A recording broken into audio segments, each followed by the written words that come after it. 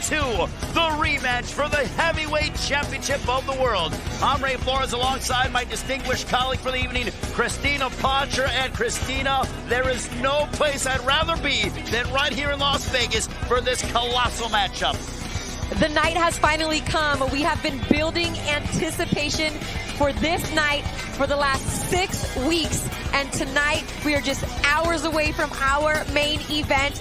And I'm so happy to be here. History is going to be made. Let's take a look at what we have on tap. An outstanding 4-bout card here from Las Vegas. We will open up our telecast with a matchup featuring 2 super welterweights. Daniel Lewis from Australia, who's undefeated, faces another fellow unbeaten fighter, Sebastian Fundora. Fundora stands 6 feet 7 inches tall. How he makes 154 pounds is unbeknownst to me. Then we will move up. Or go down to the super bantamweight division. The WBO world title is on the line as Manuel Navarrete goes head-to-head against the hard-hitting Filipino Gio Santissima.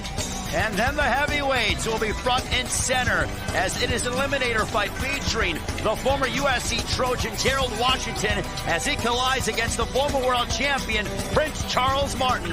And then in our main event of the evening, Tyson Fury locks horns once again against the WBC heavyweight champion of the world, Deontay Wilder.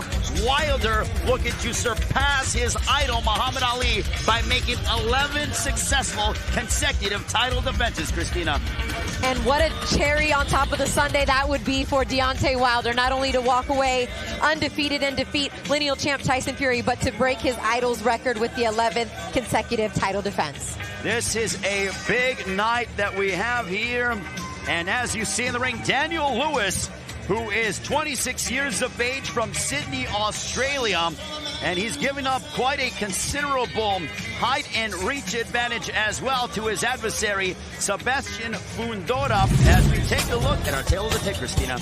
And right away, I mean, just that height difference you were talking about. I mean, you saw it at the weigh-ins. You have 6'6" against 5'10". It looks like David versus Goliath, at least in terms of height, standing up there. And with that height comes that significant 8.5-inch reach advantage from Sebastian Fundora. But the one thing is, Ray, and what I'm anxious to see is if he's actually going to use that height and use that reach, because he likes to get down low and fight in the trenches, and that's exactly how Daniel Lewis fights. Well, I'm glad you brought that point up, Christina, because, yes, Sebastian Fundora, I have watched his past several fights and been around him, and the one item I will tell you is that he likes to get clipped and almost wakes him up. And let's take a look at the rules, Christina.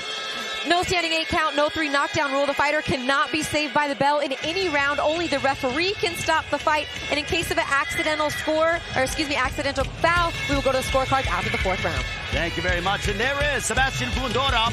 And to his left is Samson Lukowicz. Samson Lukowicz is the man that found Manny Pacquiao, Sergio Martinez, David Benavidez. When it comes to looking for talent, Samson Lukowicz is certainly up there in boxing as one of the best talent finders in the sport.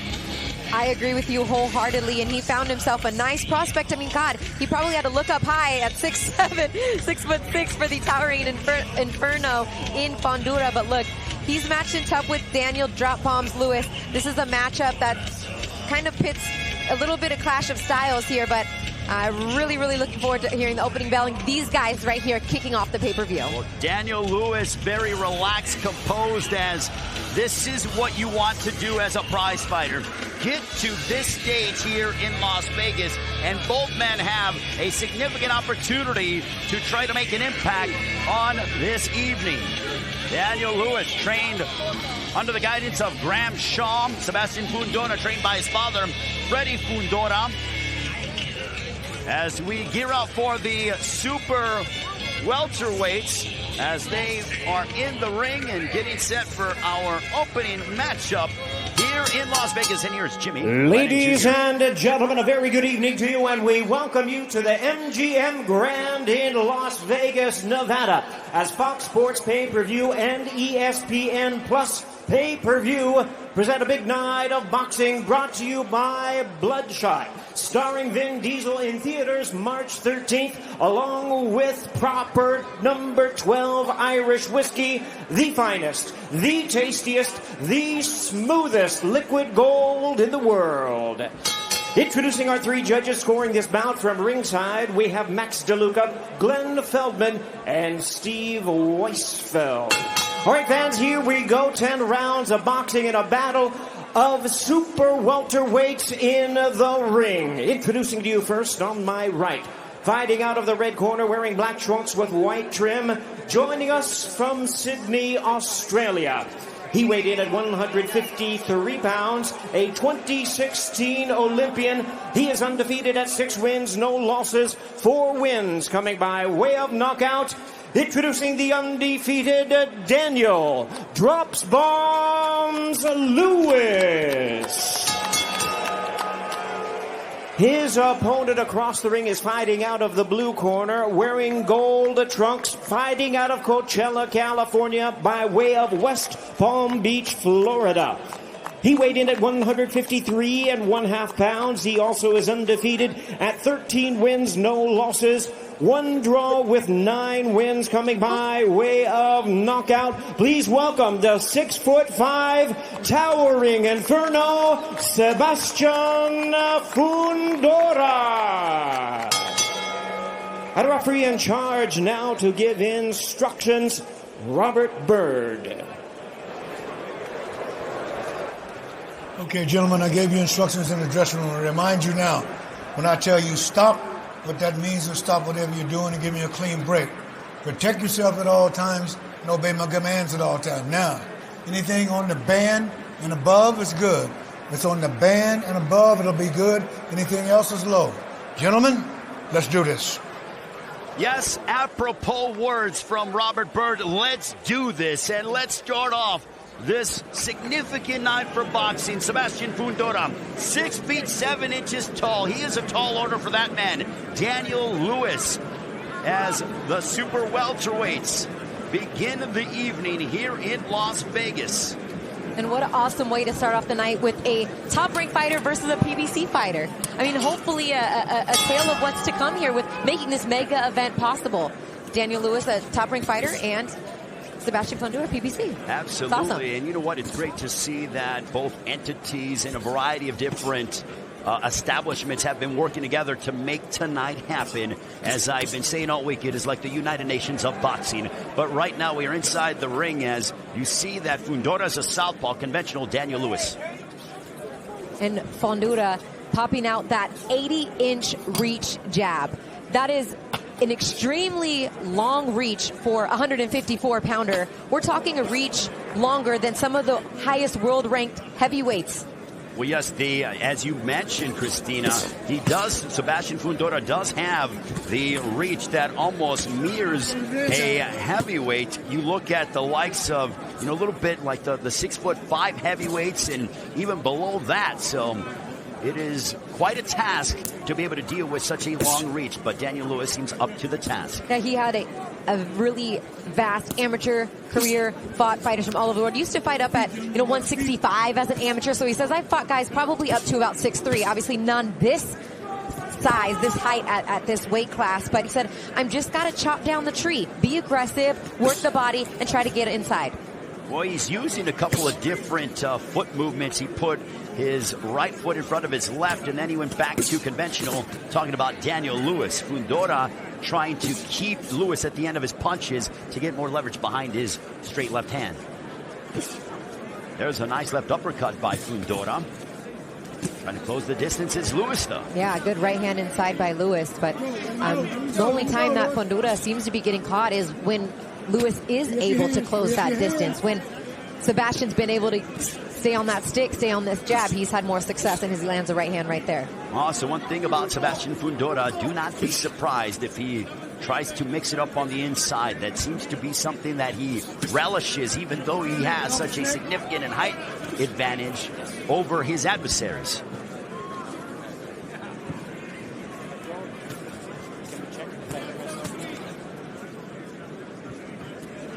Some head movement now from Daniel Lewis, and I think that'll serve him well, Christina, so that Fundora doesn't have an easier target to connect upon. Yeah, because he's going to have to kind of stand right in front of him to try to get inside and land those shots like he's talking about to the body. But right now, Fundora's kind of having his way in this first round, being able to tag him and time him when he comes inside, as Lewis finally lands some good punches there with the right hand. nearing the end of our opening round between Sebastian Fundora and Daniel Lewis as we begin the night here in Las Vegas. Deontay Wilder, Tyson Fury 2, still to come.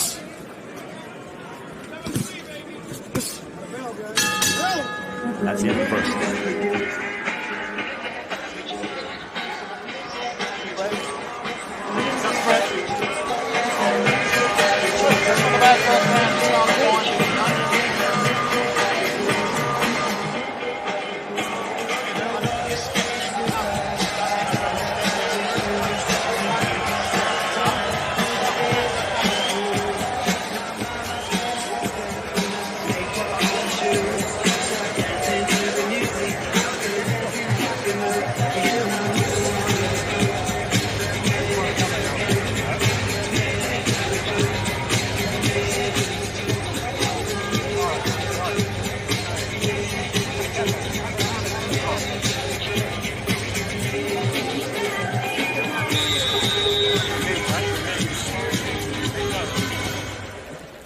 Coming up on round 2, this one is scheduled for 10. Christina, what did you take away from that opening round? Well, you can see how difficult it is for Daniel Lewis to try to get inside once Sebastian uses all 80 inches of that reach. I think that he's going to have to try to maybe use some feints or double up on that jab and try to work his way inside, but Fundora is doing some really good work in that first round. Yep. He's maintaining, as you pointed out, he's maintaining his distance, so this might be a more disciplined Sebastian Fundora who is focused on maintaining his reach and his height advantage. Well, I mean, he's the one that kind of has more of a variety in terms of his style and the way he wants to fight. He can box and he likes to fight inside, whereas for Daniel Lewis, he likes to just put his head down, fight one way, and throw a lot of punches. And it's worked, and it has been successful, but never against a guy with this kind of size. It's a whole different challenge, different level, and he's a southpaw. He has, some experience against southpaws, and he spent some time in camp with Terrence Crawford. Crawford fights a lot of the time in southpaw, but, I mean, we're not talking 6'5", 6'6", 6'7" with the shoes on. Yeah, absolutely. You're absolutely right. You're looking at guys that are about his size, a little bit taller than him. And now Fundora unloads a left. It's a nice left uppercut. Fundora likes to use that left uppercut and gain a lot of leverage behind his punches. Last time Fundora was in the ring, he had a draw. What a big left uppercut. And you're starting to see some swelling underneath the right eye of Daniel Lewis. Those left uppercuts have been finding the home, but look at Daniel Lewis go.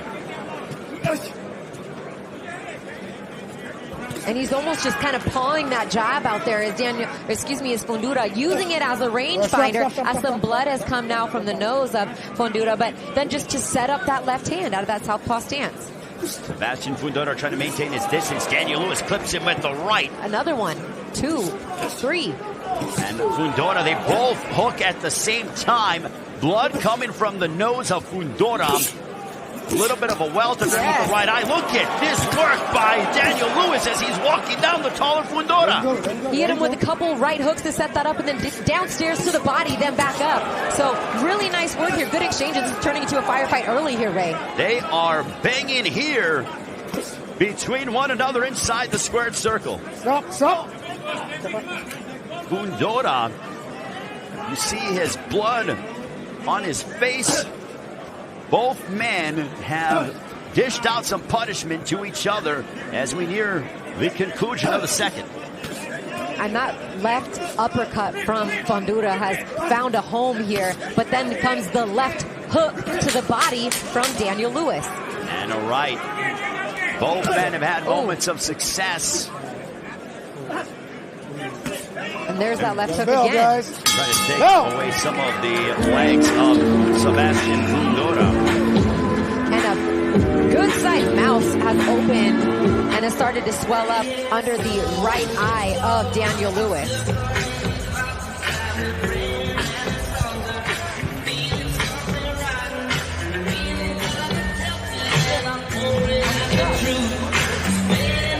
You're getting a look into the corner of Sebastian Fundora.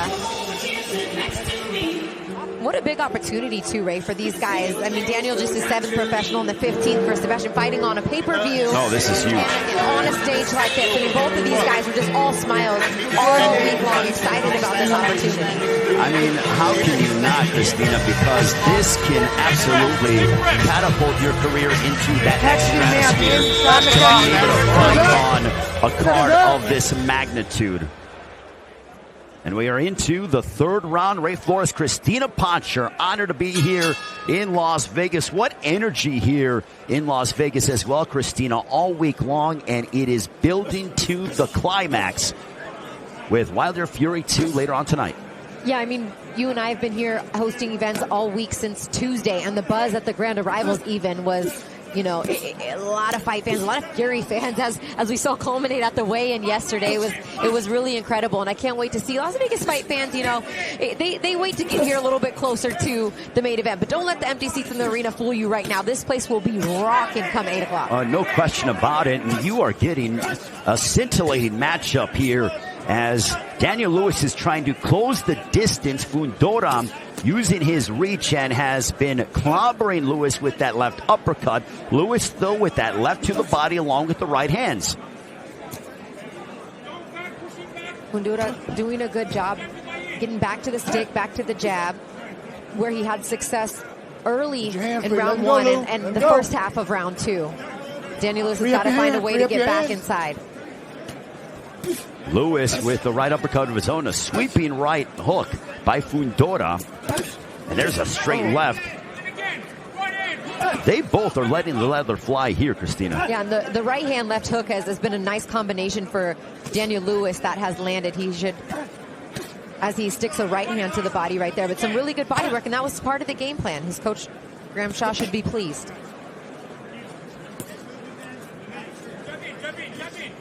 Just over the halfway mark of the 3rd round as Daniel Lewis and Sebastian Fundora battling, a right hand snapping back the head of Sebastian Fundora. Fundora is one of those guys, Christina, as you look at him, he likes to put himself in precarious positions, and I think that makes him for such an exciting TV fighter because you never know where you're going to get out of him.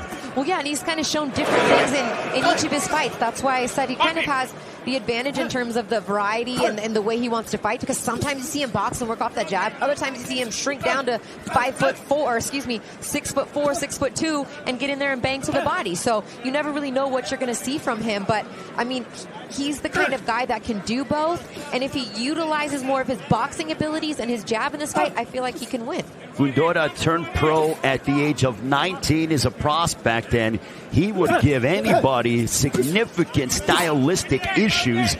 But so far, Daniel Lewis has been holding his own inside the ring. And I think Fundora feels just a little bit of pressure coming off his last fight, the closest fight of his career, and a fight that a lot of people maybe thought he came out on the losing end of. But he knows that he has a lot at stake in this fight on a big stage, and I think that a win in this fight will really do some great things for him in his career, especially at this point. Totally agree, and that's the end of the round.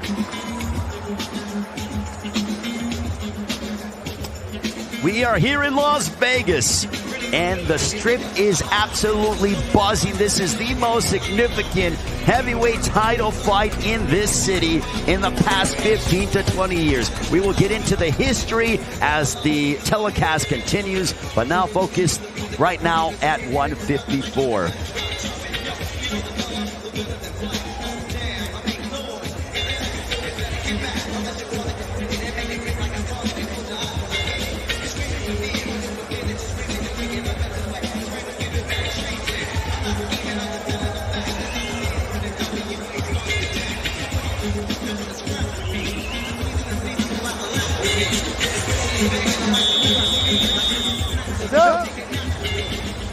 Sebastian Fundora, the last time he was in the ring, he had a 10-round draw against Deontay Clark, so he's no stranger going to 10 rounds or more. And it just goes to show you how much they're trying to move him to try to get to that level of contender status. I don't think either guy is there just yet, Christina. I agree with you wholeheartedly. And in that last fight, you mentioned going to 10 rounds. Even Sebastian said, look, I was fighting another southpaw, and I haven't fought very many southpaws. And it was kind of weird trying to adjust to fighting a mirror image of myself. I'm used to fighting orthodox fighters. And to your point of fighting 10 rounds, Daniel Lewis, he has only had 6 professional fights, only gone the distance once back in 2019, July, 10 rounds. So let's see the longer this fight goes, if conditioning could be a factor. Well, you know, Daniel Lewis has had, you know, you pointed out what he's trying to do in his career. He has stayed active with 6 fights in his first 9 months as a pro. So, I mean, he is not letting up whatsoever. It's like he turned pro and said, all right, I want to go right for the top of the mountain. Well, and that comes from him taking some time off after his Olympic Games in 2016. I mean, he took 2 years off. He bloomed up to 235 pounds in those 2 years off. Just in 2018, he was up to 235. So, I mean, he has to box to stay healthy, to stay mentally focused, and he's back to being in the best shape of his life. Totally agree. Both men look terrific inside the ring. Robert Burke better watch himself. He doesn't want to get bowled over by Sebastian Fundora. Oh, nice right by Fundora. Yes. You're starting to see some of the work from Fundora on the face upon Daniel Lewis. A welt outside of his right eye, underneath his right eye. Some bruising, some swelling from Daniel Lewis. And some blood out of the nose. I think nose and mouth, or just the nose of Fundora. So both of these guys looking like they've gone 10 already, and it's only round 4, right? Absolutely. They are earning their paychecks. The one thing as a fighter, you want to be able to inflict some damage, win or lose, upon your opponent. There's a right on the top of the head of Fundora. And I think one of the hardest things, too, when you're fighting a taller guy for Daniel Lewis is a lot of your power is generated from your base, from your legs. And he almost has to get up on his tippy toes, you know, to land that right-hand flush against the taller Fundora. And that takes away some of that power from your base, being able to sit down on your punches unless you're working to the body. Well, there was a big left hook that connected for Daniel Lewis. But as you pointed out, yes, it's almost like he has to jump, like shooting a jump shot, but it's a jump punch in many aspects. And when you do that takes away from some of your power. But yes, as you alluded to, it's about generating power from the legs. There's a right hand that connected by Daniel Lewis. So Daniel Lewis having a strong fourth round here. Yes, he is. As we get set to enter the final moments of the 4th round, this compelling matchup here at 154 pounds between Sebastian Fundora and also Daniel Lewis.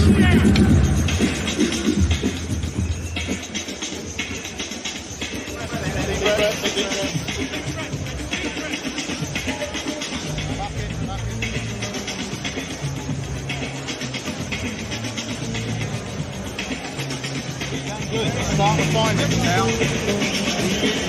Start to find it. You're backing him up. Keep your head moving. Really important. No, you like a little bit more that round. Yeah, you did. You did. You made the shots for cleaner. You're finding him now.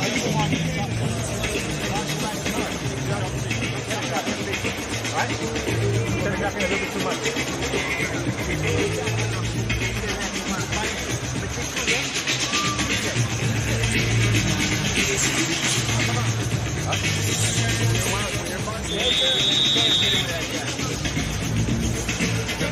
And there is Triple H from the WWE here to support Tyson Fury. Tyson Fury actually went ahead and competed in the WWE. Deontay Wilder making his walk, arriving literally through the MGM Grand lobby with Malik Scott.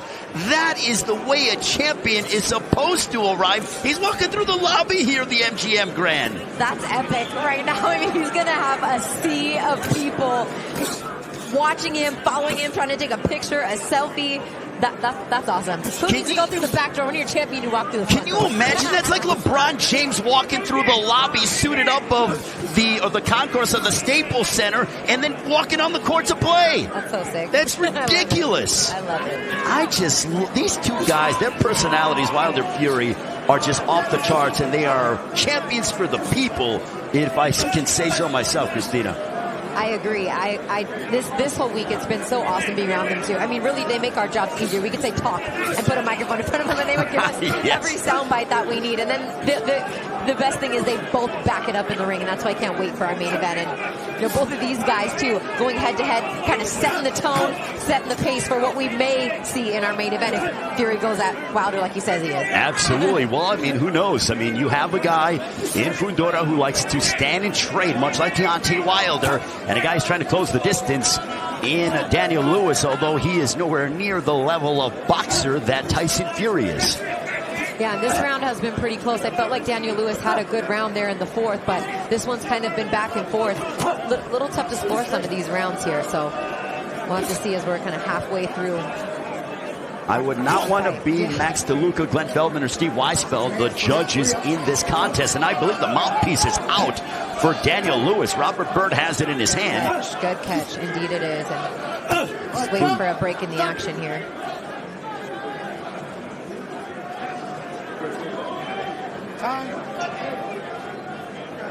Let's go, let's go, let's go, let's go. Robert Time Byrd. in. Let's go. They make sure to put another mouthpiece, rinse it off, and get the mouthpiece in the mouth of Daniel Lewis. He almost handed it right back to him. He's like, hey, can I get exactly, a little yeah, a little bit.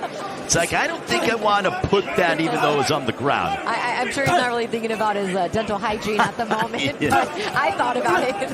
No question about it. As blood streaming from the nose and the mouth of Sebastian Fundora, you see that welt underneath the eye, the right eye of Daniel Lewis, a right hand over the top. You know, they were quite confident in Sebastian Fundora as he sprays Daniel Lewis with a straight left. Get off his neck. Let him go, let him go. Free up your hands. Christina, this is the kind of fight where you're going to see who is going to break out of the pack from being a prospect to possibly climbing the ranks as a contender. Yeah, I would say climbing the ranks. I mean, there's some really, really good talent at 154 pounds, and especially Sebastian does have twice as many fights as Daniel Lewis is. He's only been a pro for 11 months. But when you're in camp and you're sparring with guys like Terrence Bud Crawford or Danny Jacobs, you're getting that really good experience that helps move you along quicker than some other guys who haven't had as big or vast of an amateur career as both of these guys have. Completely agreed. As you see here, Las Vegas, MGM Grand. There's Sebastian Fundora being attended to by his father, Freddy Fundora, also Ben Lira and Edwin Aguilar in the corner.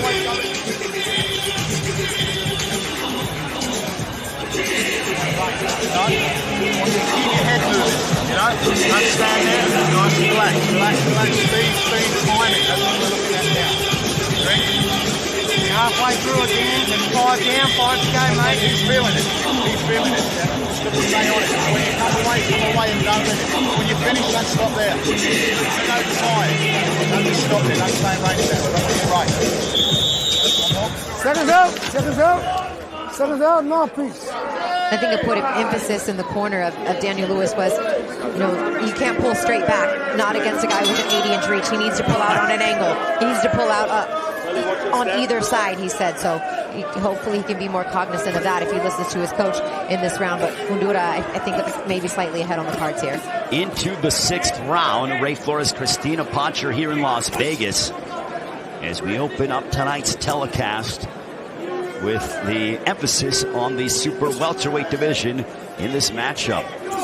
You know, the head movement of Daniel Lewis hasn't been as much in this round or the past few rounds, Christina, as he did in the early part of the fight. Yeah, I mean, I think he's still working on that. That was a point of emphasis when we spoke to him in the fighter meetings. Like, I got to do better at moving my head. And also the jab. I mean, it sounds crazy to say for a guy that has had over 150 amateur fights, but he's still learning to work off the jab and even establish the jab. And I really haven't seen too much of it. So he's got a second half of a fight to try to get that working for him. Maybe we'll help him close the distance a little bit more and get inside. That was an astute point on your behalf because people think that, you have to, bob and weave your way on the inside, but you should be able to jab your way on the inside because the jab is a pestering mechanism to be able to get on the inside and land that power punch that you so covet. And it's just, unfortunately for him in this matchup, it's a tough fight to really work on that. It's a tall order, both literally and figuratively, against Fundora to try to work on establishing that jab. But it would be to his advantage if he could maybe double up on that and get into a rhythm to let that right hand go. Well, Sebastian Fundora, no doubt, likes to throw a bevy of punches. He has a high punch output as a professional, does Sebastian Fundora. Sebastian Fundora living in Coachella, California. His father has a gym there. 46 years of age is his father, Freddie Fundora, who guides his son. There's a right hand for Daniel Lewis. And for Daniel Lewis, he's trained by Graham Shaw, former trainer, former IBF and WBA middleweight champion Daniel Gill as well. So an experienced corner for Daniel Lewis. And he's really well known. Obviously, being an Olympian, you have your country behind you in that sport as an amateur, and they've followed his career down under, his vast amateur career, which started nearly 10 years ago.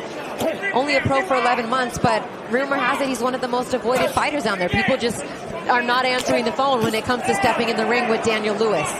Blood now streaming from the left nostril of Daniel Lewis as it's on his forehead as well. He gets clobbered with a straight left from Sebastian Fundora. No, I think that hurt him a little bit as he kind of staggered and tried to hold on to Fundora. Fortunately for him, only 10 seconds left in the round. Sebastian Fundora, Daniel Lewis mixing it up in this super welterweight affair. That's all.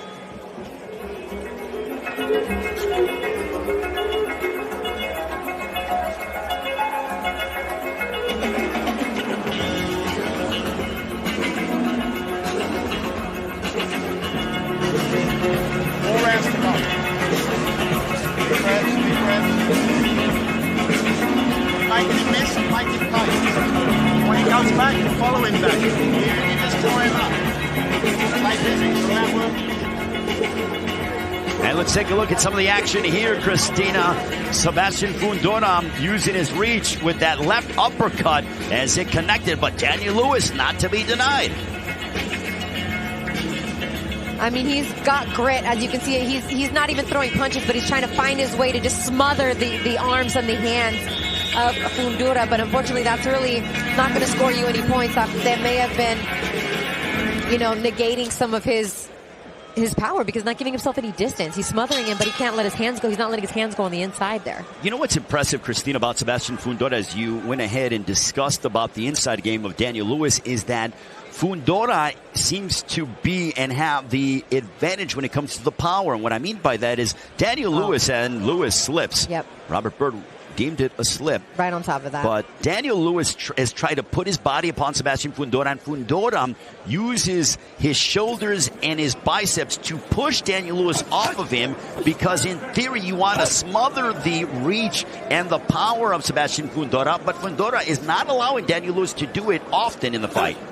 You're exactly right. And, it's just, I think that it could be frustrating at times for a fighter like Daniel Lewis because, I mean, look, how do you really prepare to fight a guy this tall? I mean, you work on things. There's a big left uppercut, and it might have hurt the hand of Fundora. Fundora shook his left hand. Who knows if there might be an injury, but they both exchange in that moment. My goodness. I think the two of them and all of us went, whoa, for a second. Everyone just kind of paused on that shot, and then Daniel Lewis returned with the overhand right. But wow, he shook it out there for a moment, Ray, after he landed that punch, did Fundora. So I mean, I hopefully wonder, he's okay on that. It could be a sprain.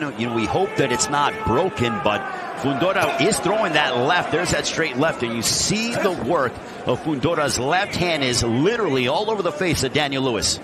Yeah, left hand to his right eye. And there it is again. Uppercut as well. It has just been a sledgehammer. There's a right hook by Sebastian Fundora. And Daniel Lewis was doing a really good job going to the body earlier too, and I feel like he's, hasn't been as relentless in his attack to the body here in round 6 and in round 7. Well, Lewis has slowed down considerably, Christina, and that is probably because of the power that he's tasting from Sebastian Fundora. And Fundora is not really like what I would call a knockout artist, right? But you can just see as he continues to develop. He's only 22 years old. He's still getting his quote-unquote man strength, right? And making 154 pounds at 6'7" is like really easy for him. He's like, I eat during the week. It's not like I struggle to make. This is my natural weight. He's like, I had wings and pizza this week. So I was like, really? You maybe need to get a nutritionist. But he's like, no, I'm away from home. I'm just saying, like, I can eat like that and have no problem making. He said I might only come into the fight, at 160. Oh, that's unbelievable. There's a straight left for Fundora.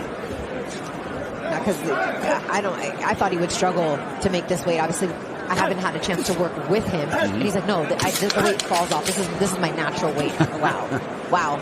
Wish I had that problem. No kidding, me as well. We are nearing the end of the 7th between Sebastian Fundora and Daniel Lewis.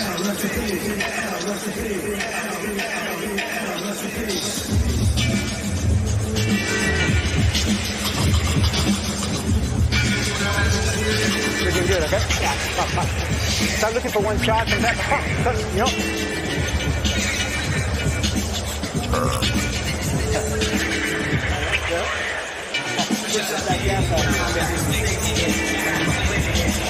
He's trying to steal it, okay? Yeah. Don't let him steal nothing. All right?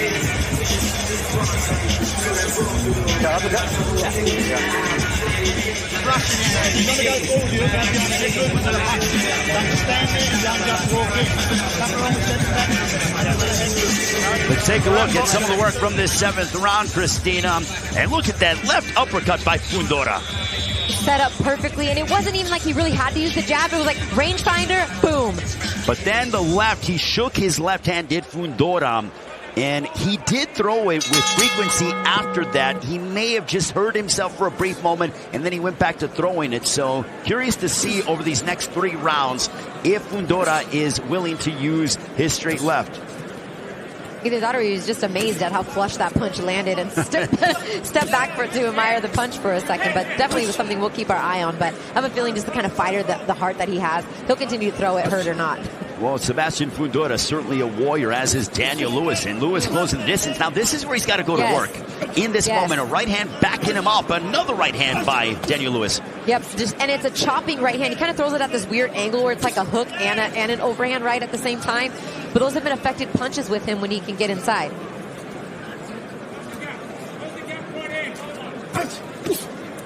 Some body work now by Daniel Lewis, and that seems to have gone by the wayside in the past few rounds as he brings it back here in the 8th.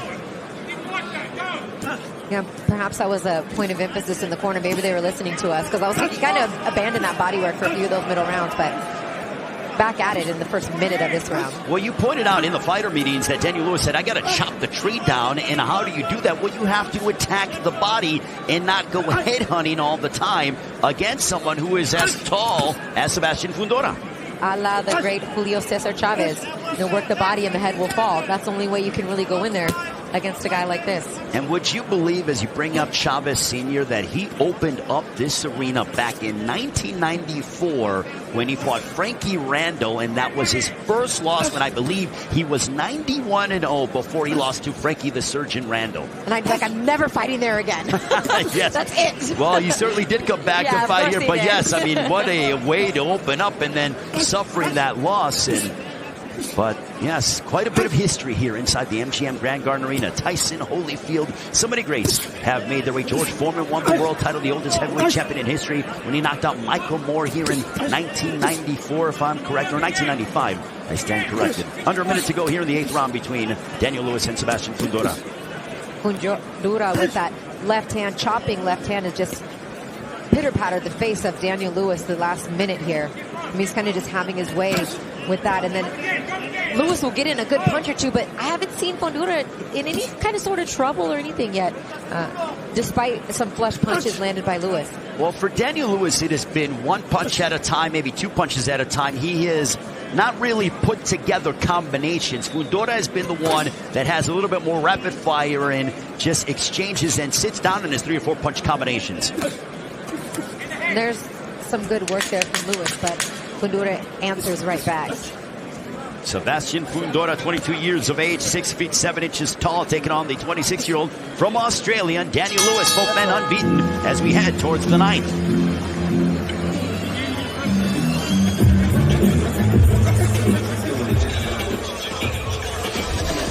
Let's go back and look at some of this work, Christina. And there's that right hand that I was talking about where it kind of comes up like an overhand right, but it's kind of short and compact. He brings it from a real wide angle landing it there and almost catches the counter at the same time from Fundora with the right hand. Well, you know what that reminds me of? It reminds me of Gennady Golovkin, because that kind of power, you have to have a lot of shoulder strength, and then you bring it down in a downward motion and then turn over your glove. So Golovkin does that quite a bit, and Daniel Lewis following suit. Yeah, and then not to mention how much he has to raise it up to get to the level and the height of Fundora. So that makes it an even more tall task. Yeah, exactly. And I promise I didn't try to play on words on that one. We meant that in the most. And you see Sebastian Fundora and Daniel Lewis.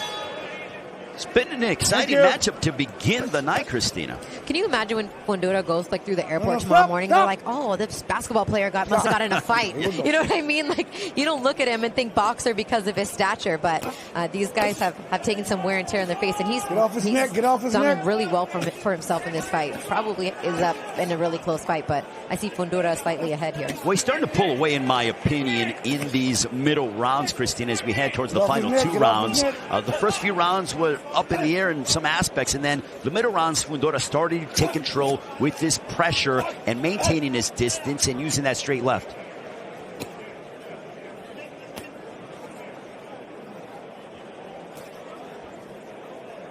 And Daniel Lewis, again, he's coming in with that power punch and not setting things up with the jab. Yeah, he really tried to make a point of emphasis, like, I've been working on my jab, I've been working on my jab, but it's something that he's, as a professional, has still got to develop, and it's really the most basic, but the most important punch, in my opinion, in all of boxing. It's set, pretty much every fighter will say, I set everything up off the jab. Well, the jab is just so important. And in our main event, you know that Deontay Wilder likes to throw jabs, and Tyson Fury may have to get in close distance, and he'll set it up with the jab as well. And blood from the nose of Sebastian Fundora. And I think even Deontay Wilder, if I'm not mistaken, threw more jabs in the first fight than did the boxer in Tyson Fury. One would think the opposite, as we have coming up on 75 seconds remaining in the 9th round.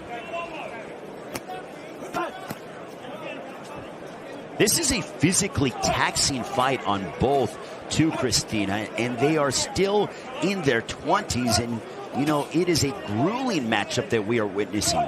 Yeah, and I think for both of these guys, they'll be better, win or lose, from going through a matchup like this. I think even more so for Daniel Lewis, because this is, you know, kind of a one-off situation, fighting a guy in your weight division at this size, but a good experience. He's getting some rounds in. This is only his 7th professional fight in Fundora.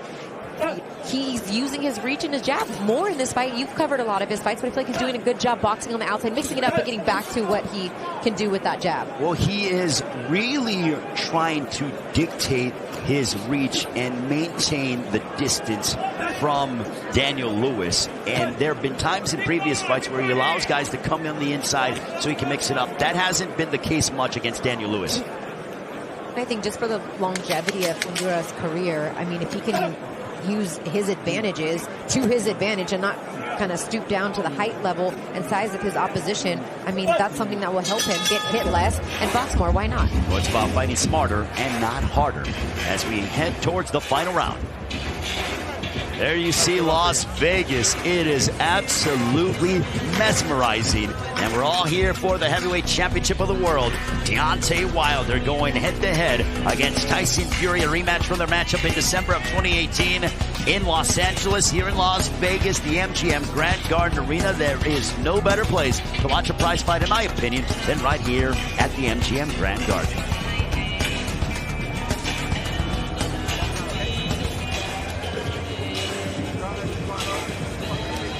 Good guy, last round, touch up to the ring.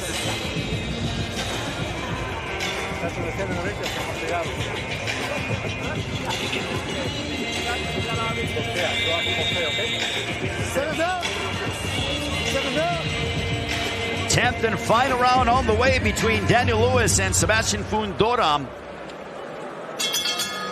Christina, who do you think has the edge heading into the final round? I haven't been scoring round by round, but in my opinion, I think Fundora has the edge, has the lead here going into round 10, and maybe significant enough where Daniel Lewis may need a knockout or a knockdown to get it close to a draw, perhaps. And you wonder if Graham Shaw, the trainer of Daniel Lewis, told him, hey, look, you need to come out and fight with a sense of urgency because we may be down by a significant margin on the scorecards. Or we may be close, and you need to get a definitive round here in the last one. And, I mean, this is his style to just get in there and let his hands go. So if he can do that and still kind of keep that guard and protect his defense, he's hopefully for his team, give himself a chance. Well, Daniel Lewis from Australia, quite popular with the land down under. You know that they're watching this. I believe it's Sunday morning over there, and he unloads a right hand upon Fundora as a minute has elapsed here in the 10th and final round. Blood coming from the nose and mouth again of Lewis. I mean, it's been a tough fight. That mouse under that right eye has been there since about the fourth. And Fundora has been bleeding from his nose occasionally in the earlier rounds, and it has even moved itself here to the 10th and final round with the blood.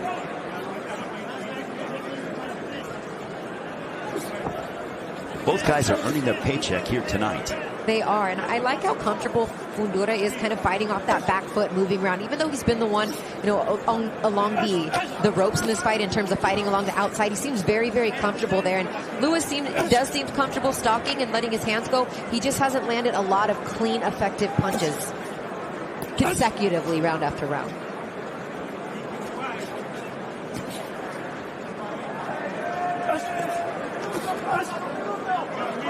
Approaching the final minute of this super welterweight matchup. Both men are undefeated. Daniel Lewis 6-0, Sebastian Fundora 13-0-1. That only draw came in his last fight against Deontay Clark in Minneapolis at the end of August. This is their first fight of the year for both Daniel Lewis and Sebastian Fundora, and so far it has been an entertaining scrap, Christina. It has, and if this ends up going Fundora's way, Daniel Lewis, shouldn't get too down or too upset on himself, because when he looks at his record, he's like, okay, yes, I took a loss here, but it was against a guy that was 6'7", kind of an anomaly of a weight class, a learning experience. I mean, it's almost impossible to get sparring for a guy 6'7" and weighs 154. Yeah, it's great to go spar Terrence Crawford and learn some things about technical ability and him being a southpaw most of the time anyway, but he is not anywhere near even 6 foot tall. So... a right hook for Fundora to end what was a terrific matchup between two fellow unbeaten prospects. Sebastian Fundora, the towering inferno, goes over. Nice sign of respect between Fundora and the corner of Daniel Lewis as well. Love to see that between two guys who just gave it their all. I mean, we talked earlier if conditioning was going to be a factor. It wasn't. Both of these guys continue to throw blows to the final bell. Really good fight for the two of them. Great learning experience for the two of them, but I think Fundora probably edged this one out. Well, we will see how Max DeLuca, Glenn Feldman, and Steve Weisfeld are going to score this one, but we have quality judges in this matchup. Still to come tonight, Deontay Wilder looks to make history and surpass Muhammad Ali with his 11th successful title defense, but tonight he has a difficult challenge ahead of him at Tyson Fury. They had a draw back in December of 2018. What is going to happen in this one, we'll find out in a few hours. But Daniel Lewis, Sebastian Fundora have gone the distance, and again, it's a learning experience for both guys. I think in boxing, Christina, there's too much of an emphasis on being undefeated. That is impressive. That is a remarkable stat. But look, not everybody is going to be Floyd Mayweather or Rocky Marciano.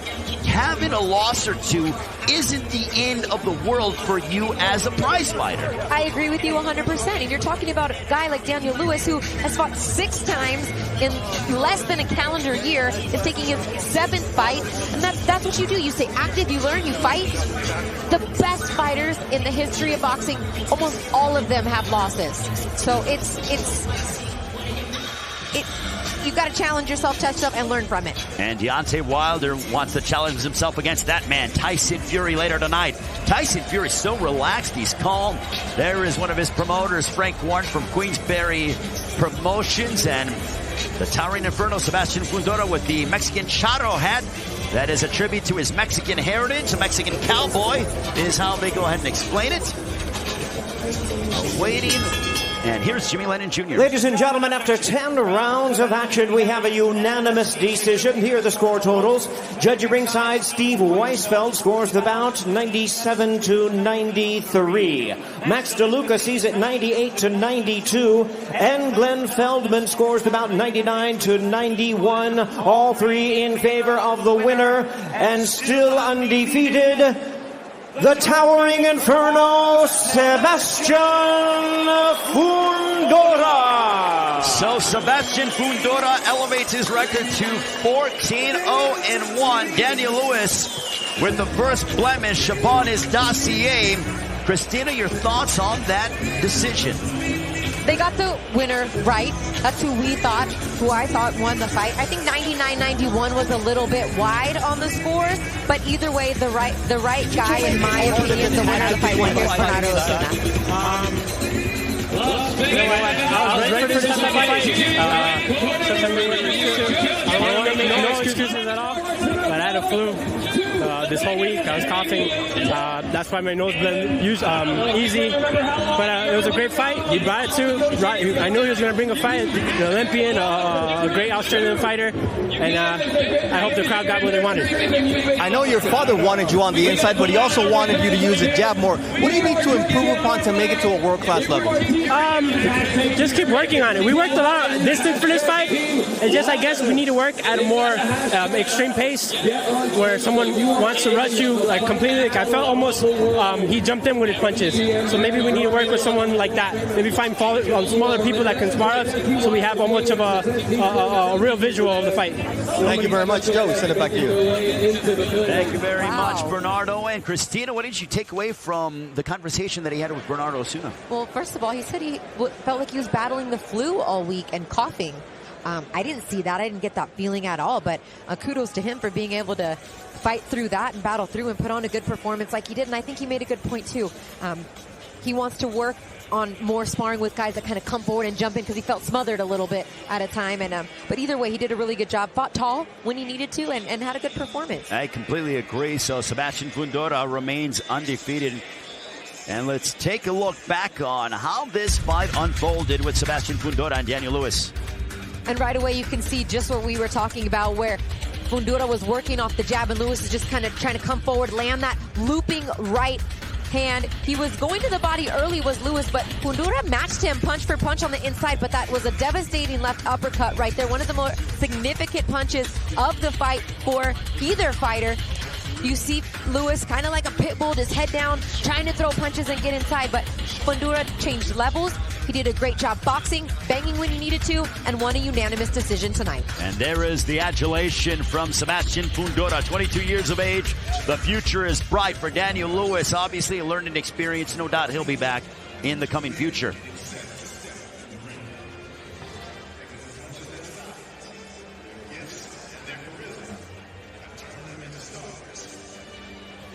So everyone has been talking about great right hands. Let's take a look at how that is in the sport of boxing.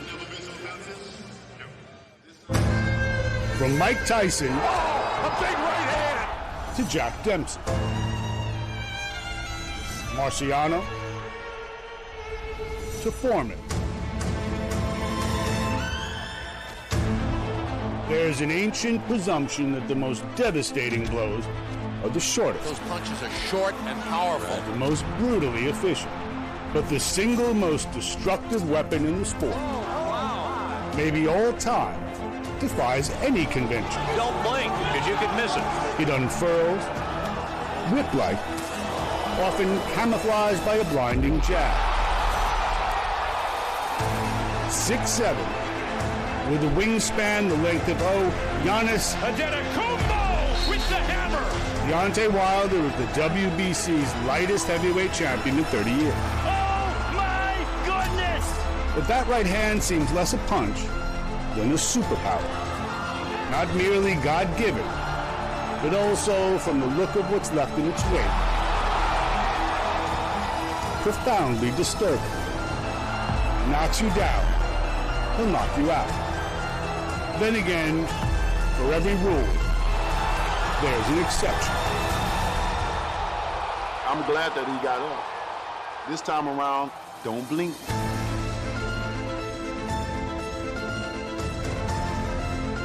Here in Las Vegas, it is the home of Deontay Wilder, Tyson Fury 2, the rematch. Well, Christina, you saw that feature about great right hands in boxing. For Deontay Wilder, he has the highest knockout percentage in heavyweight history. And with the legends that have populated that division, and there is the man himself, Deontay Wilder. But his right hand, he could put you away at any moment.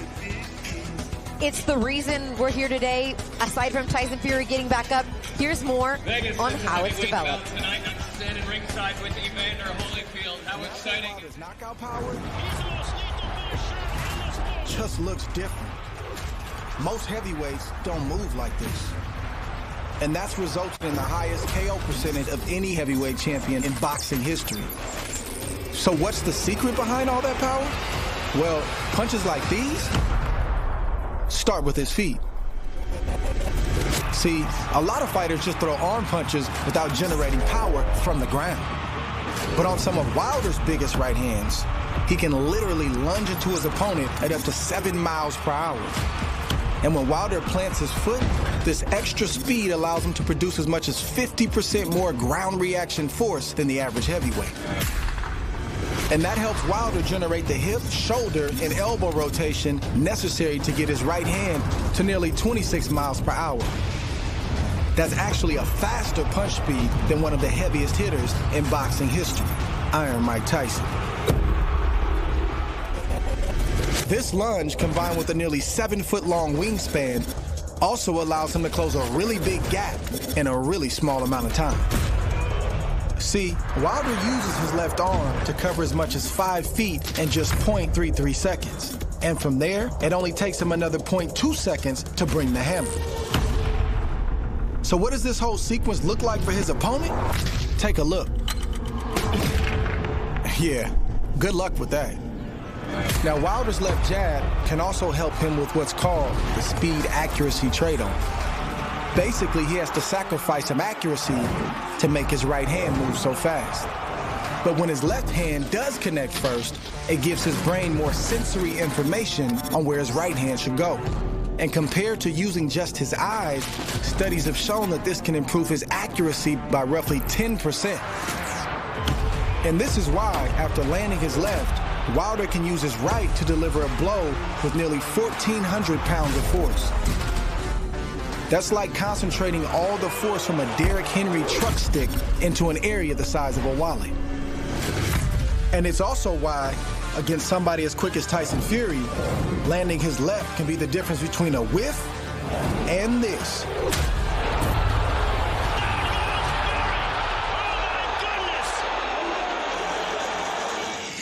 Well, that just goes to show you the kind of power that Deontay Wilder has. That right hand, not many people have been able to withstand it. How Tyson Fury got up off the canvas in their first fight in the 9th and in the 12th is just absolutely shocking. It is, and I don't know if any other fighter in any other frame of mind but crazy like Tyson Fury is could have withstood that, and I'm so glad he did, because here we are. And coming up next, the WBO Super Bantamweight Championship of the World is on the line as the Mexican Emmanuel Navarrete, the champion, looks to make his 5th successful title defense. In his way is none other than the Filipino Gio Santissima. Christina, take us behind the numbers. Pretty much everything, even for these two, aside from the reach advantage that Emmanuel Navarrete has, pretty much against every opponent at this weight class, 122 pounds, which he has been notably struggling to make. It's evident. It's been a storyline all week. But, I mean, yes, you heard that correctly. This is his 5th title defense in a year. In the last 12 months. It's crazy, in less than 12 months. But here's Gio Santissima. He is making his U.S. debut. Yeah, he's a 6-year pro. In a world title fight. Talk about an opportunity. And you know what? I believe, if I am correct, that another Filipino who made his U.S. debut and I think won a world title. You know him quite well, so do I. He happens to be Manny Pacquiao. That's right, and I asked you about that this week, and he says, of course, how could you not draw inspiration, not only from Manny Pacquiao's whole journey, but making your U.S. debut as a relatively unknown fighter at the MGM Grand in Las Vegas. Could I make history tonight? Could I shock the world? He believes he can.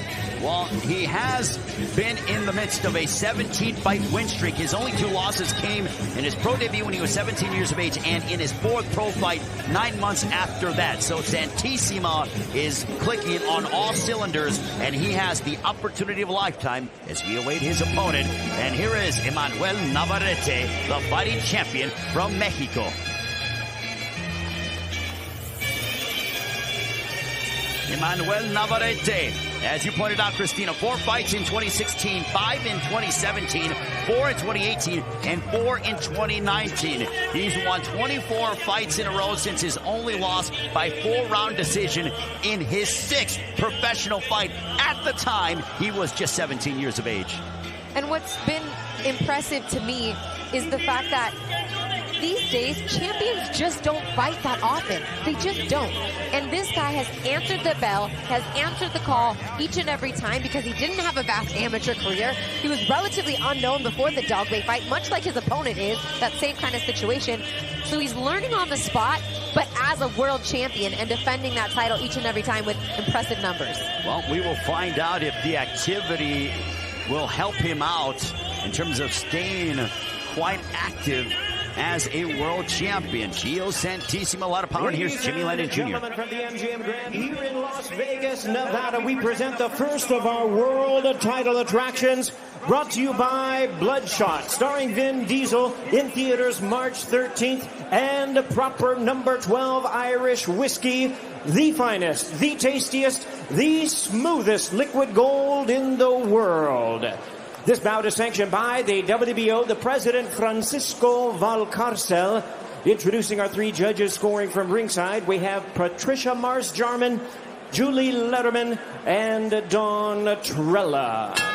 All right, fans, here we go. 12 rounds of boxing for the WBO Junior Featherweight Championship of the World. Introducing to you first on my left, the challenger, fighting out of the blue corner, wearing black trunks with red trim, hailing from Masbate City in the Philippines. He weighed in right at the junior featherweight limit of 122 pounds. With a record of 19 wins and 2 losses, he has 16 wins coming by way of knockout. Tonight, in his U.S. debut, he is making his first attempt at a world title and seeking his 18th consecutive victory. Ladies and gentlemen, please welcome the WBO World Rank Challenger, introducing Gio Santissima. And his opponent across the ring on my right, fighting out of the red corner, the defending world champion, wearing silver trunks with black trim, hailing from San Juan Citlaltepec, Mexico. He weighed in the same as his opponent, 122 pounds. His outstanding record stands at 30 wins, 1 loss, 26 big wins coming by way of knockout. Tonight, making the 5th defense of his title, ladies and gentlemen, please welcome the hard-hitting, defending WBO Junior Featherweight Champion of the World, introducing Emmanuel El Vaquero Navarrete. And our third man in the ring now to give instructions, introducing Russell Mora.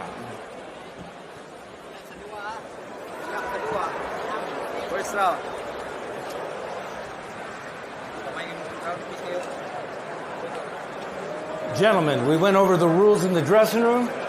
I want to remind you both to protect yourself and obey my commands. God bless you both. Touch up now.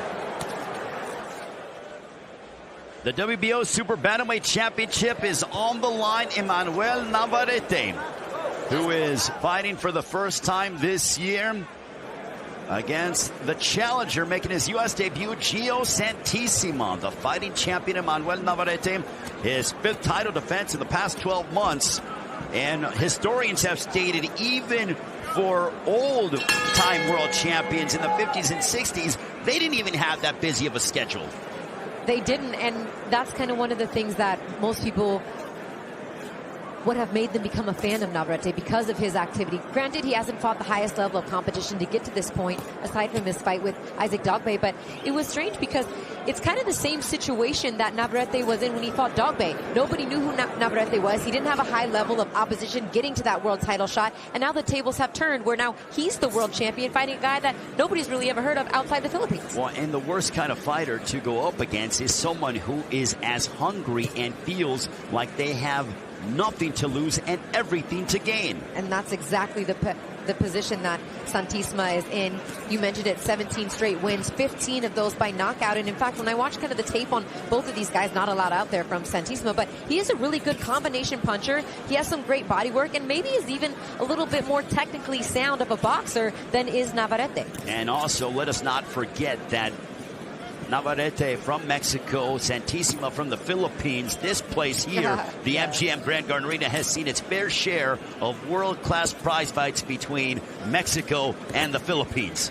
Yeah, one of the biggest moments in all of boxing in the last 10 years, the Juan Manuel Marquez knockout of Manny Pacquiao right here at the MGM Grand Garden Arena. I mean, that was a memory sitting ringside I will never forget. Certainly one to write about in the history books, and history will be made here tonight with Deontay Wilder and Tyson Fury, the rematch for the WBC Heavyweight Championship of the World. When I look at Navarrete, Christina, I know that 122 is becoming more difficult for him to make. He wasn't necessarily having the easiest of fight weeks because he made the weight, but it wasn't the easiest. And it hasn't been for him these last couple of times. And he's been wanting a unification fight. It hasn't really come to fruition because of how frequently he's been fighting, and the dates haven't lined up. But I said, are you going to wait at 122 for unification, or are you moving up? And he kind of looked at me and was like, I might be moving up after this. This might be the last fight at 122 pounds. You might see 126 next fight. Well, Navarrete is 25 years of age. Santissima is 23. And as you head into your mid-20s, sort of your late 20s, you start to put on more weight, more muscle. You develop your man strength. And I think that the body is starting to say, hey, Navarrete, move up to 126. But the fact that he made 122 here, I think speaks volumes as to his discipline heading into this fight against Santissima. Absolutely. And he's always been that of a professional. And you can tell by good left hand there, by answering the call the way that he has each and every time, every 2 months, it seems like, to fight again. So, I mean, it kind of helps you because you don't have time in between fights to balloon up because you're fighting so often. No doubt. It's like from one training camp to the other. Yep. Round one is in the books.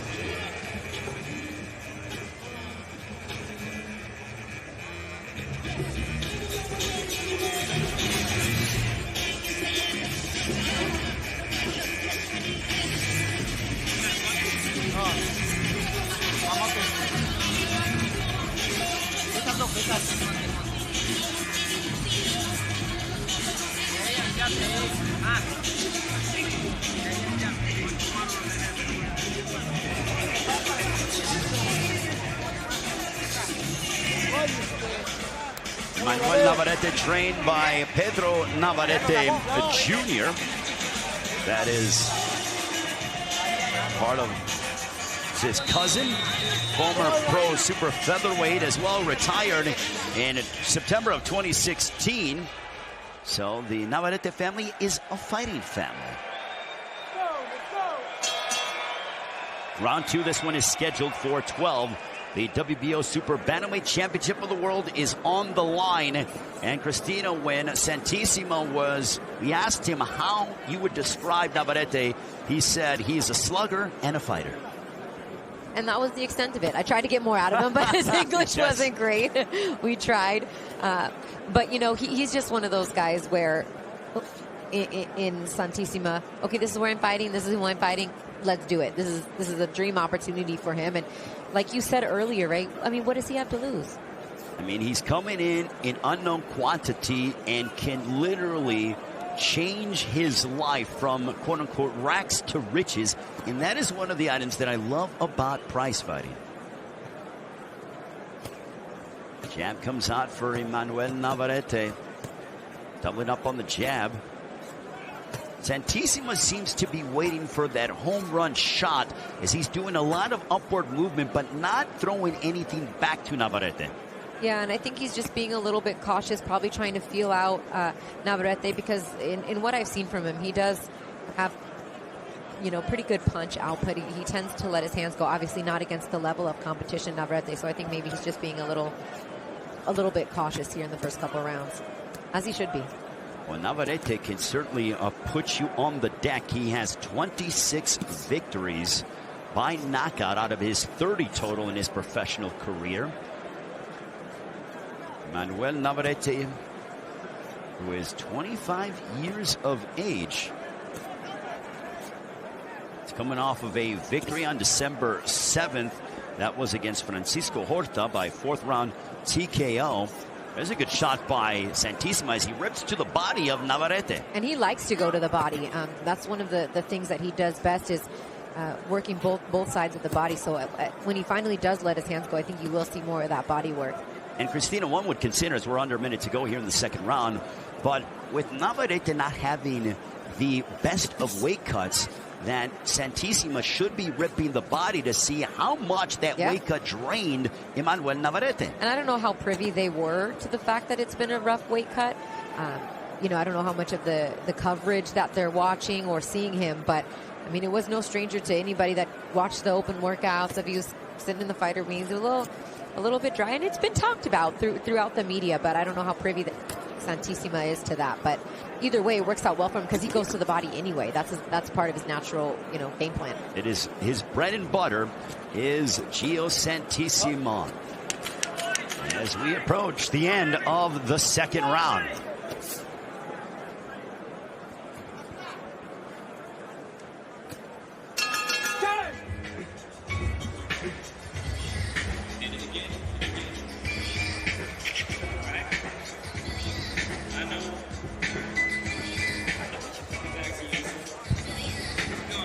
And as we see, that right hand, go in the locker room.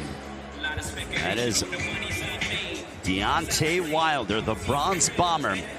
2008 bronze medalist for the United States, focused, dialed in, looking to put away Tyson Fury and not let him off the hook as what he felt in the first fight.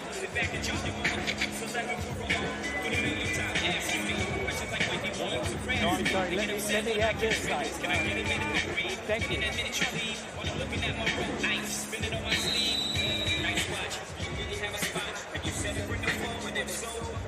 Coming up on round 3, this one is scheduled for 12. Emmanuel Navarrete, the champion known as Vaquero, and that means cowboy in English. He said that his uncle, when he was young, that they lived in a small town and they had cattle there, so they adopted the nickname of Vaquero. As you see Santissima pick up the action to the body here in round 3, I think probably in his corner said, let's pick it up now. Let's start to let your hands go. He's done that so far in just the first 30 seconds here of round 3. Well, he's starting off a lot stronger than what he has in the first 2 rounds, Christina, as you pointed out. And it's curious to see if Navarrete is going to be willing to fight fire with fire against Santissima.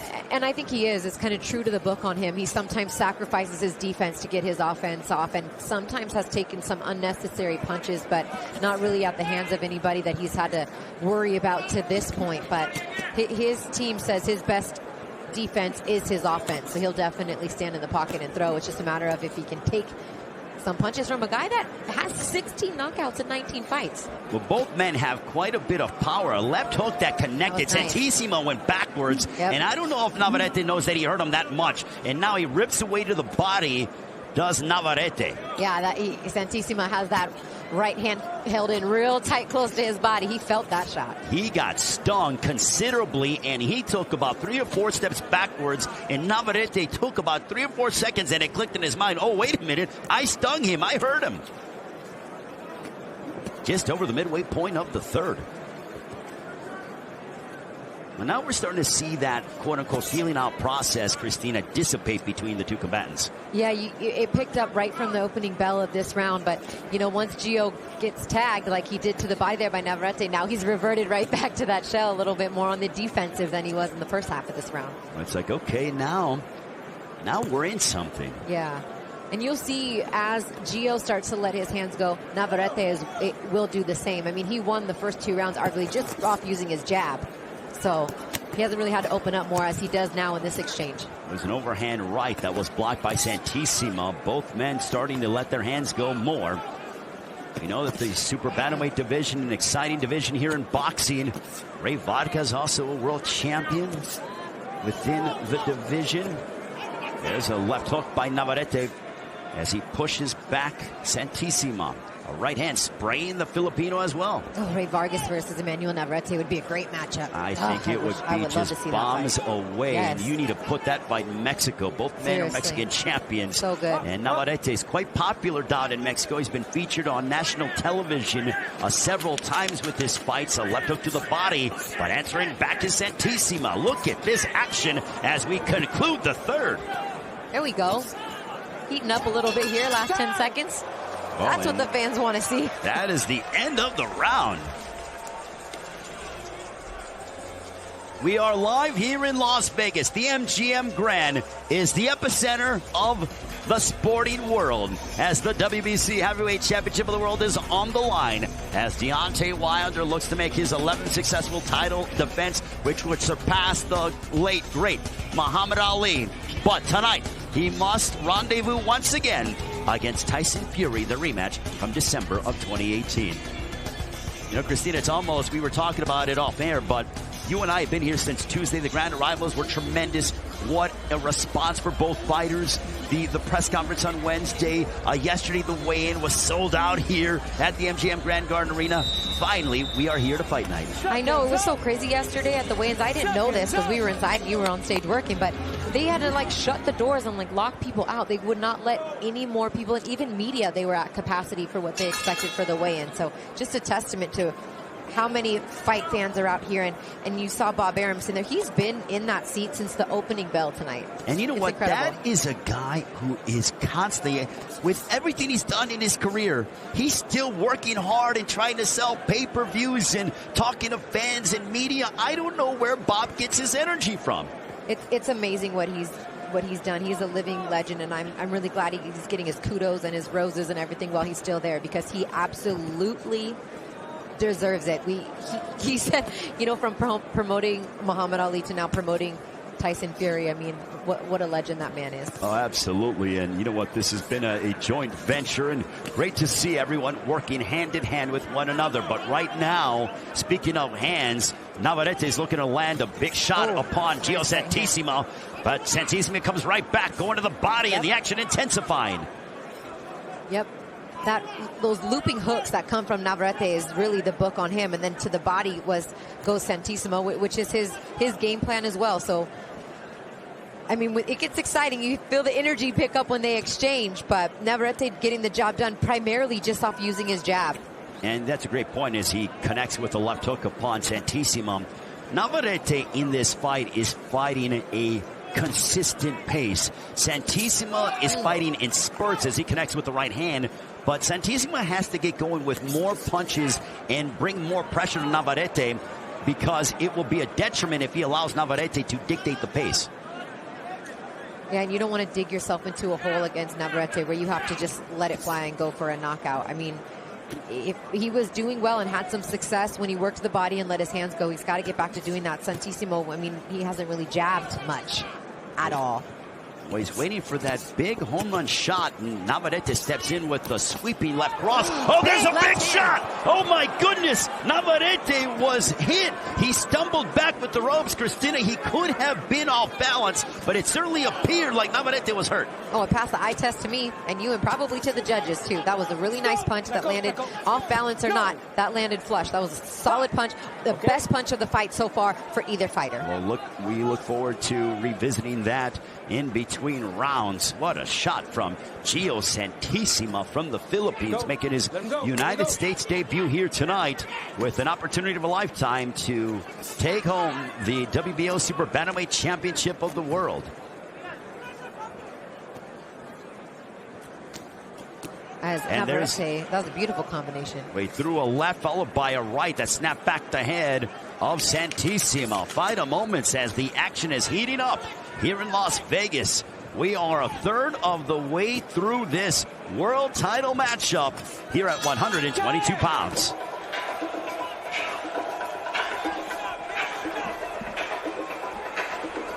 And that's a tough round to score because it seems like this punch from Navarrete, excuse me, the one from Gio on the counter, was the best punch of the fight, that overhand left. But I felt like Navarrete was winning most of the round to that point, probably even after. We'll take a look at it again, Christina. He ducked underneath the right and then boom, landed it on the chin and also the chest of Navarrete, and the force drilled him back against the ropes again. Taking a look at it one more time, boom. Not necessarily on the chin, but on the chest, and the force had enough to move him a good, what is it, 1, 2, like 2.5 to 3 steps, and that's why Navarrete bounced off the ropes.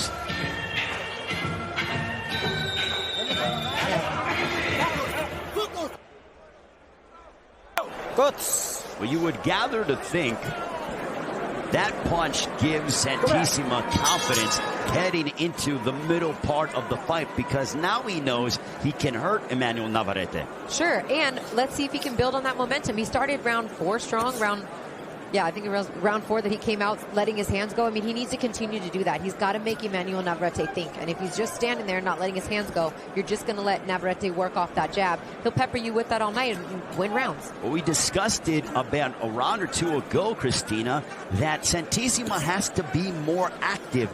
You know that Navarrete is an all-action fighter, aggressive. That is in the DNA of a Mexican fighter, especially a Mexican champion. But for Santissima, he has got to be able to get himself going soon. Yeah, he needs to pick up the...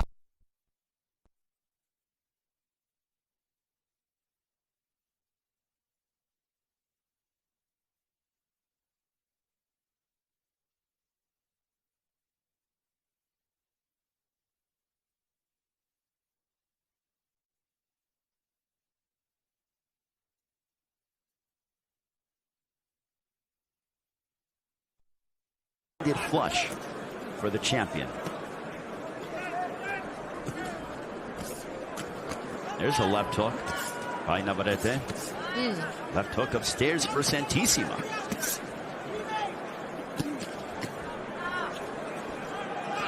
Emmanuel Navarrete and Gio Santissima battling for the Super Bantamweight Championship. Navarrete coming forward. There's a right to the body by Santissima. Let go, stop! No knockdown, give me gloves. And referee in charge, Russell Mora, says no knockdown, it was a slip. There's a right cross, a left hook that connected by Santissima. Santissima literally putting down his head, Christina, and throwing, but back comes Navarrete. And Navarrete's letting his hands go. I mean, he probably has twice as many punches thrown out as Gio, and I think he has Gio hurt a little bit right now. Santissima seems to be hurt. He's going backwards. Navarrete in seek and destroy mode, pounding away upon Gio Santissima. Santissima might be succumbing to the pressure of the Mexican champion in Emmanuel Navarrete. There's a left on the top of the skull of Santissima, chomping right hands by the champion, but answering back is Santissima. Gio maybe threw a left-handed to keep himself in that fight, but he's got to show referee Russell Mora something right now, and he holds veteran move to try to keep himself in this fight, as we only have 10 seconds left here. Emmanuel Navarrete looking to swarm Gio Santissima and make a 5th successful title defense in nearly the past 12 months. And that ends the round. What an action-packed round as Navarrete puts his hands on the turnbuckle. That's how exhausted he is. He stumbled back to the corner, not because he was it, but because he probably threw 100 punches that round. Boy, oh boy, if he got paid by the punch, he would be a very wealthy man. Yeah, probably make more than he does right now. Yes. Oh, my. But this is what he does. He's not a kind of guy that punches himself out. My only concern is the fact that it was rough for him cutting weight. It is getting tougher, and fatigue, that becomes a factor later on in the later rounds when you have a rough weight cut. Well, and we aren't even halfway through this fight. So if you are Santissima, you have to be thinking, look, I've taken this guy's best punches. I just need to extend this. And if he didn't have that bad of a weight cut, which to our knowledge, Christina, Santissima did not have any issues during the week. He seemed happy. He seemed relaxed. He seemed, he wasn't dry-mouthed at all during the fighter meetings either. So if you're Santissima, let me get this fight to the 7th or the 8th and then start to unload my power punches. Yeah, absolutely. And, you got to be feeding off the adrenaline, the crowd. First world title shot, first time fighting in the U.S. He's got high energy. He can throw. He can't match Vaquero punch for punch, but it's just one of those things where let your hands go and give yourself a chance because Vaquero's going to be right there. Absolutely. Well, he's not going anywhere. Navarrete. And now, if you look at it as Santissima is the one dictating the center of the ring, Navarrete is not as aggressive, at least in these opening moments of the 6th round, as he's gone to southpaw. He might be trying to take this round off or give himself a little bit of a respite as he's fighting, as he goes back to conventional. He's probably like, I earned myself a little bit of a break after what I did in round 5. And it probably has a sense that he has a comfortable lead, but you just can't get too comfortable in there. I'm surprised that Santissima isn't walking forward more because he is allowing Emmanuel Navarrete to enjoy this time off in the round. Well, this is where you take advantage. This is where you step it up. This is where you push the action. Try to get that ring generalship. Try to let your hands go. Even if you're not landing, the judges will appreciate and respect and possibly even score more of the round for you if you're pushing the action. Well, also, too, hitting to the body. There's that left hook to the body by Santissima, but Navarrete steps in with the 1-2 and a right hand that backs up Santissima. Oh, nice. Another right hand off the top of the head of Santissima. As we are approaching 70 seconds remaining in the 6th round. A left hook that connected by Santissima. Left by Navarrete. Both men have tasted one another's power. And by the same punch, Santissima kind of took a little stumble back there and then delivered his own. But again, not matching the punch output of Navarrete. What an excellent matchup. In just our 2nd fight of the night between Gio Santissima and Manuel Navarrete.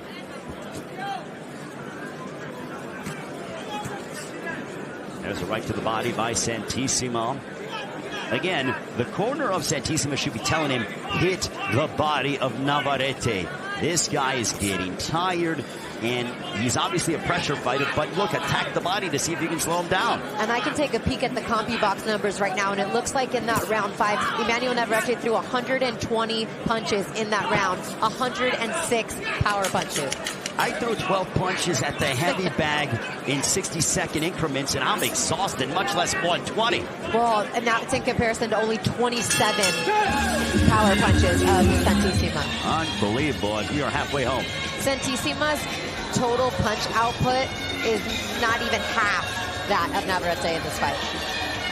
He's getting out-hustled by the champion. There is Terrence Crawford, but himself, the WBO welterweight champion of the world in the house. Caleb Plant, the IBF super middleweight champion of the world, fresh off of his homecoming victory last week in Nashville, Tennessee. Looked impressive in his victory over the German slugger, Vincent Weigenboots. He has his sights set potentially on David Benavidez at 168, and right now our focus is 122.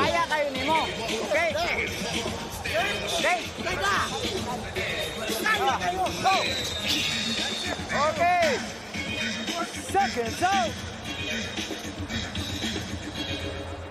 Well, Christina, the first half of the fight was entertaining and plenty of action. We'll see what we have as we enter round 7. Ray Flores, Christina Poncher, honored to be here ringside here in Las Vegas at the MGM Grand Garden Arena. The WBO Super Bantamweight Championship is on the line as the champion, Emmanuel Navarrete, looking for his 5th triumphant title defense. A right hand, chopping right hand, starting it off for Navarrete.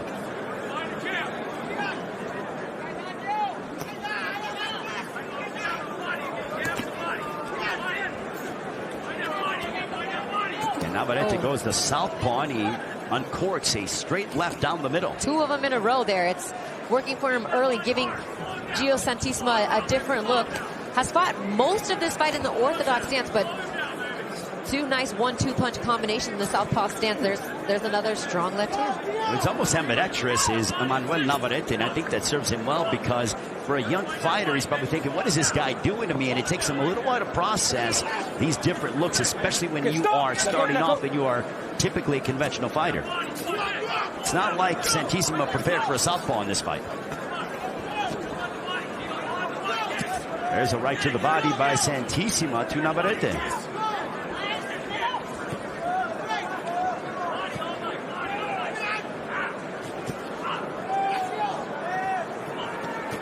There's a left hook followed by a right, spraying Gio Santissima. We're at the halfway mark of the 7th. Navarrete switching stances between combinations. It's pretty impressive, and landing it both. Oftentimes, though, you get caught. If he fights a fighter with a little bit better timing, he may be caught right in the middle of that switch, or sacrifices defense as he starts to let go of some of those wild hooks that he's known for. Well, getting to your point, Christina, and Navarrete continues to hammer away upon the head of Gio Santissima, but when Navarrete switches and he's coming forward, Santissima goes backward. Instead, he should come forward and try to get the pressure and the forward movement followed by the right hand, and you get double the impact upon your power punch.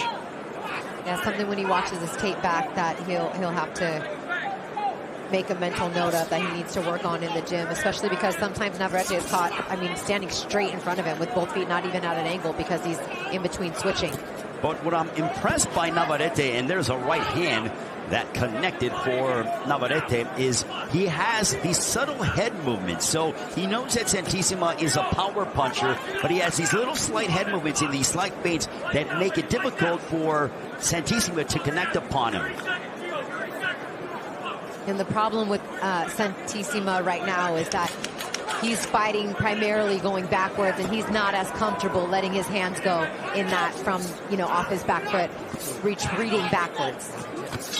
And they both end swinging at the bell.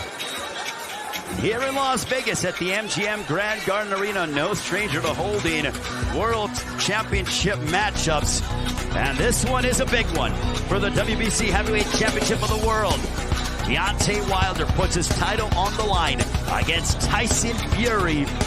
Their rematch in December of 2018 at Staples Center was one that will forever be memorable. What will the rematch bring? We are getting closer to our main event. Both main event fighters getting stretched out and warming up now in their locker rooms. We still have one more fight to go before our main event, but as you see, Wilder, this is a live look in the Wilder locker room. Well, Wilder is relaxed. He has his hands taped. He's getting himself stretched out. Wilder actually weighed in at 231 pounds, 19 pounds above the first fight. But prior to the first fight against Tyson Fury, it was spoken that Wilder was dealing with a cold or even a borderline flu, which is why he came in underweight in that matchup against Tyson Fury. Fury weighed in at 273, 17 pounds above the first fight. He weighed in at 256 in their first fight. Yeah, so both guys heavier than the first, and I think the motive behind that is different for each guy, but we'll see if the additional weight on each. Deontay doesn't need any help in the power department, but let's see if it makes a difference for Tyson Fury. And what Tyson Fury has said, I'm going to knock him out. I think he told you on Tuesday, he goes, I'm going to knock him spark out, or I'm going to spark him, is what he told you. Yeah, so. He's sticking by that second round. I don't know how many people have gone to the sports book and took his word on that. I wasn't rushing there to go for a second-round knockout, but that's the goal still to this day. Well, to this day, and that's Deontay Wilder. Yes, to this day. And what a day it is here in Las Vegas. But right now, a left hook for Santissima on this day of February 22nd here in the United States. Navarrete's having a day right now, a field day throwing punches, over 500 punches thrown through 7 rounds here. It's the activity level at this division, at this way, it's unparalleled from Emmanuel Navarrete. He gets clipped with a left hook. Did Navarrete from Santissima, but back comes Navarrete. I think he could throw a sledgehammer at Emmanuel Navarrete. He'd shake it off and come back and throw a 9-piece combination at you. Yep, agreed. Santissima's got to pick up the pace. Well, and how do you, if you're Santissima, does he have a plan B, a plan C? In prize fights, those that have just one game plan typically doesn't serve them well. Do you have another gear? Do you have other things that you can go to? For Santissima, at least to us, it doesn't appear that way. I'd have to agree with you, and part of that is just that he hasn't really fought the highest level of opposition. In his last 5 fights, his opponents have a record of 61, 32, and 5. So that's about a 56% win percentage. So he's got some learning to do at this level. Well, it always goes to the adage, iron sharpens iron, and when you're dealing with tough adversaries, it makes you better. And I'm not saying Navarrete's fought the toughest competition or opposition either, but he's a world champion, and he's got to this point. He takes everybody's best shot every time he steps into the ring. In terms of caliber of opponents, you have to give the edge to Navarrete. Yep. And Navarrete now coming forward once again towards Santissima as we are headed towards the final third of the fight. What a matchup here in Las Vegas. Coming up on round 9.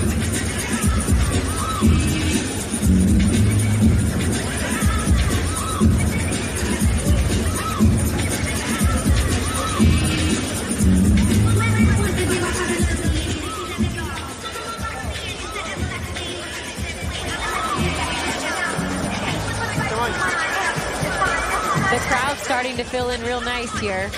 Taking a look back at the 8th round. Good body work by Emmanuel Navarrete, and we talked about how much he likes to throw a ton of punches. And there you see some of what he was throwing. Yeah, not a lot in that first combination landing flush, but either way, he's been the one letting his hands go almost twice as much as Santissima, and that has him winning the fight handily, in my opinion, to this point. Well, Santissima has had only a few moments, but typically this has been the Emmanuel Navarrete show here in Las Vegas as we enter the 9th round. They touch gloves as a sign of respect, and away we go. Emmanuel Navarrete, a champion at 122 pounds. Gio Santissima in the midst of a 15-fight win streak. And Santissima, in his last 2 fights, the only 2 he had in 2019, the first one of the year was a first-round knockout, and the second one was a 3rd-round knockout. So he's only fought 4 rounds in the last 13 months. He did have a 12-round fight where he went the distance. So let's see if he can keep himself in these later rounds up to par as the constant pressure of Navarrete continues to wear on you. Well, Navarrete is the kind of fighter that likes to just keep bringing punches and hurling them at all different parts of the target. We've seen Navarrete go to the body. We've seen him bury his attack upstairs. He's constantly placing his punches in different parts of your body and your head as well, Christina. With his activity level, you know, when I go and watch a fighter like, let's say, Vasily Lomachenko spar, the sparring partners always say, like, it's like he takes you into deep waters and then he, like, drowns you. He doesn't let you up for air. He continues to work different angles, pitter-patter all the time. Navarrete has that kind of output, and he throws sometimes from these awkward angles where it's like, I know it's easier said than done. I keep telling Santissima to let his hands go. You get in there and try to let your hands go. No doubt. You know, I understand that it's difficult, but if you're in the corner of Gio Santissima, you have to wonder, as we are after the midway point of the 9th, he may be letting this opportunity slip past him. And it is due to the pressure of Navarrete and also a lack of activity from Santissima. Yeah, which is the exact opposite situation that Navarrete has been in. Navarrete, look, he got tired a little bit, but then I feel like he's gotten his second win because he looks very good here in the 9th round. He looks just as fresh in the 9th as he did in the 3rd. Well, yeah, aside from that 5th round where he threw over 100 punches, he has decreased his output, but it's still likely double that of Santissima. Well, and it is calculated pressure that Navarrete is giving you. It is not reckless pressure. It is calculated pressure off the jab, using head movement, attacking the body, using hooks, switching, being ambidextrous when you feel the need to do so. As I saw Navarrete kind of shake that right hand out a few times, and he shook it again right there, Ray. And he's throwing the left hand a lot more. So it could be a sign that the right hand might have some issues. He threw the right hand there, but we've seen Navarrete go more to southpaw, and he is protecting that right hand, is the champion, Emmanuel Navarrete. But still, to us, he has a sizable lead against Gio Santissima. They both exchange at the end of the 9th. Round 10 on the way.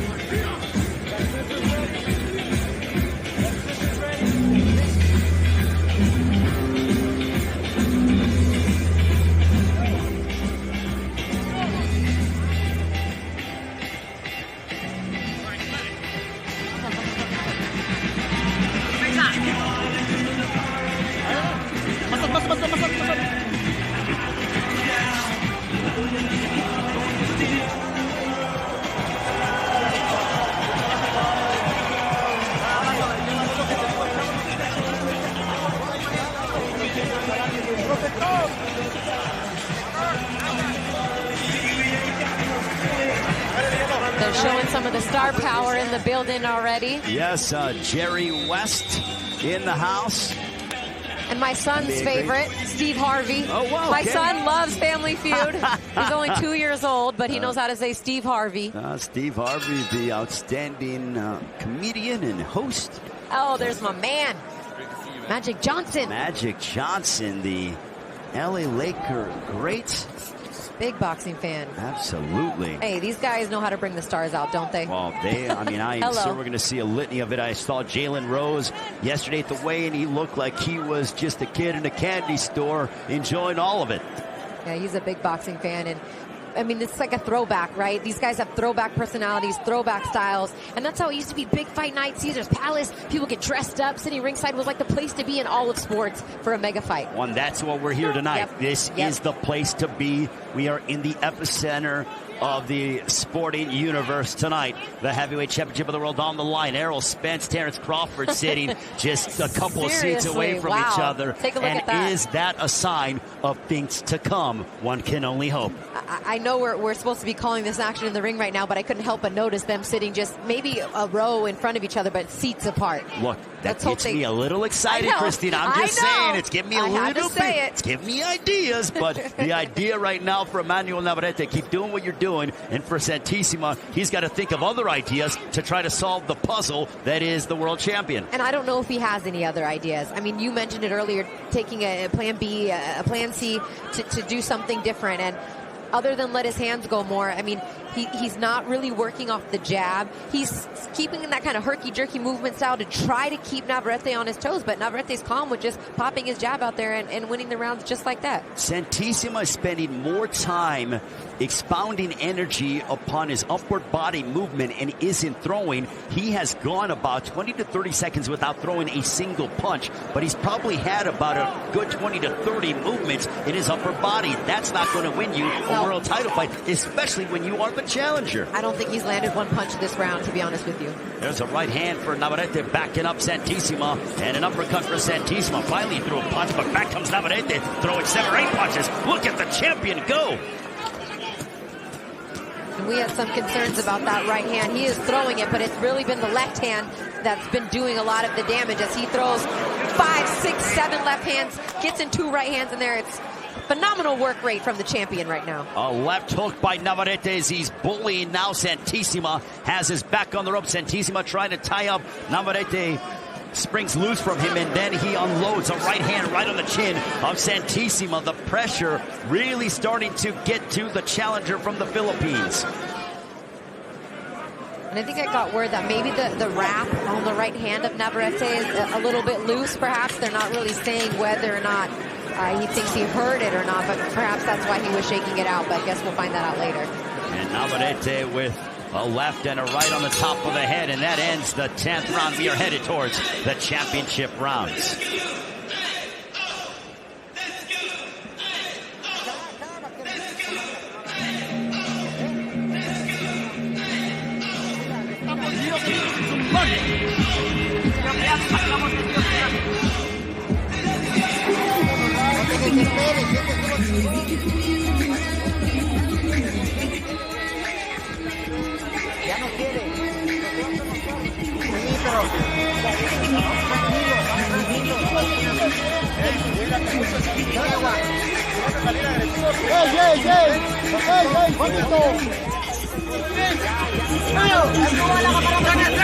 Let's take a look at some of the action from Emmanuel Navarrete in the 10th, Christina.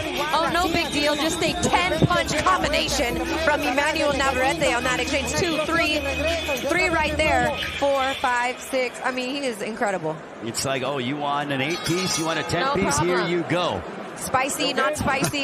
Yeah, exactly. 2 sides, 4 sides. Getting me hungry, Christina. I know. I'm always hungry. Enjoying a nice dinner after tonight is over, but we've earned it. Oh, absolutely. And right now, Emmanuel Navarrete is earning this victory based on how much he's coming forward. There was a question coming into this fight, Christina, about the cardiovascular conditioning of Navarrete because he had a difficult weight cut. He has answered those questions with flying colors. Yeah, he has. I mean, I'd be interested to see how his total punch output in this fight compares to the last few because, like you talked about, the weight cut was rough, but it seems not to come into play too much considering the fact that Santissima's activity level isn't what I thought it was going to be in this fight. Well, Santissima is known as a heavy hitter, but in order to be a heavy hitter, you have to throw. Yep, and there he goes. He lands a couple good body shots right there, back to the body. And as I was talking about earlier in the fight, that's his bread and butter, is going to the body, and that's where he's had most of his knockout, is breaking the fighters down low. Could it also be a case as Navarrete has his arms on the ropes and he's inviting Santissima in? He's like, let's go. Let's put on a show. I would almost feel like Navarrete is bored as to say, come on, man, like I'm inviting you in. Let's do this. Yeah, and he really wants to get the knockout. There's a left hook, and now Navarrete really pouring it on. Santissima bullying him around the ring, snapping back his head. Look at the champion unload as he is walloping Gio Santissima. He was almost running, and right now this may be close to being stopped. Santissima getting clobbered with a bevy of punches. Russell Mora watching the action. Navarrete teeing up on Santissima. Santissima in deep, deep trouble with 1:05 to go. He was holding on for dear life to try to keep himself in this fight. How much more of this punishment can he take as he nearly wrestles Navarrete down? He is exhausted. Russell Mora needs to take a very close look right now at Gio Santissima. Under 50 seconds remaining. Emmanuel Navarrete trying to get the finish. Look at the champion go. And Russell Mora stopped it. This one is over. Emmanuel Navarrete has stopped Gio Santissima to once again retain his world title. And I think the towel came in at exactly the same time as Russell Mora stepped in. A barrage of punches, and Emmanuel Navarrete's knockout streak continues. Well, Christina, they talk about pressure burst pipes, and that is exactly what happened tonight as the pressure is what imploded Gio Santissima. I wouldn't be surprised if he didn't throw nearly 1,000 punches in this fight. That is the definition of pressure. Well, look, we're talking about unity in boxing, Christina, and you know what I want to see when it comes to us unifying as a boxing world? I want to see Navarrete go up to 26. Give me Navarrete, give me, Leo Santa Cruz, yeah. and I am signed up for that. We might see 6,000 punches thrown in that fight. I am absolutely on board with that fight. I'd like to see him fight Luis Nery too. Either I'll take that one as well. I'll take them both at any point. But right now, speaking about taking, Emmanuel Navarrete is taking home his world title down to Mexico, and he's such an active champion. This guy knows how to fight just one way, and that is come forward. And he's getting a lot of these opportunities. He's getting an opportunity to fight on another Tyson Fury undercard, on a pay-per-view, because of his style, because of the relentless pressure, the amount of punches that he's thrown. He's a world champion willing to stay active, defend his title, and I hope you're right. I hope if he does stay at 122 for just one more fight, that it's a unification fight. Give me Ray Vargas. Give me Ray. I would love Ray Vargas. Make it a unification fight or move up. Oh my goodness! Can you imagine what that would do down in Mexico? That would be an excellent fight between the two. And there is Deontay Wilder. He's licking his chops. Oh, you can tell. He's like, all right, these lightweight classes, they're getting the table set for us. And let's go back and revisit, Christina, how this fight came to a close with Emmanuel Navarrete stopping Gio Santissima. This was kind of the beginning of the end right here. A couple solid punches that land from both sides of Emmanuel Navarrete, and Gio Santissima doesn't really know where he's at. He's just kind of trying to keep his hands up, trying to keep that guard up, but the relentless pressure of Emmanuel Navarrete, it's just hard to not succumb to that. He gets himself backed into the corner, left, right, 8, 9, and Russell Mora stops it right as the towel gets thrown in by the corner of Santissima. The corner said, all right, enough is enough, as Russell Mora was putting himself literally in the line of fire to go ahead and stop this fight. Here's Jimmy Leonard Jr. Ladies and gentlemen, we have the time of 2 minutes, 20 seconds of round number 11. Our referee in charge, Russell Mora, stops the contest. He is the winner by way of knockout and still the WBO Junior Featherweight Champion of the world. Well, El Vaquero Navarrete. Emmanuel Navarrete retains his title, his 5th consecutive successful title defense, and he's standing by with Bernardo Osuna. One another.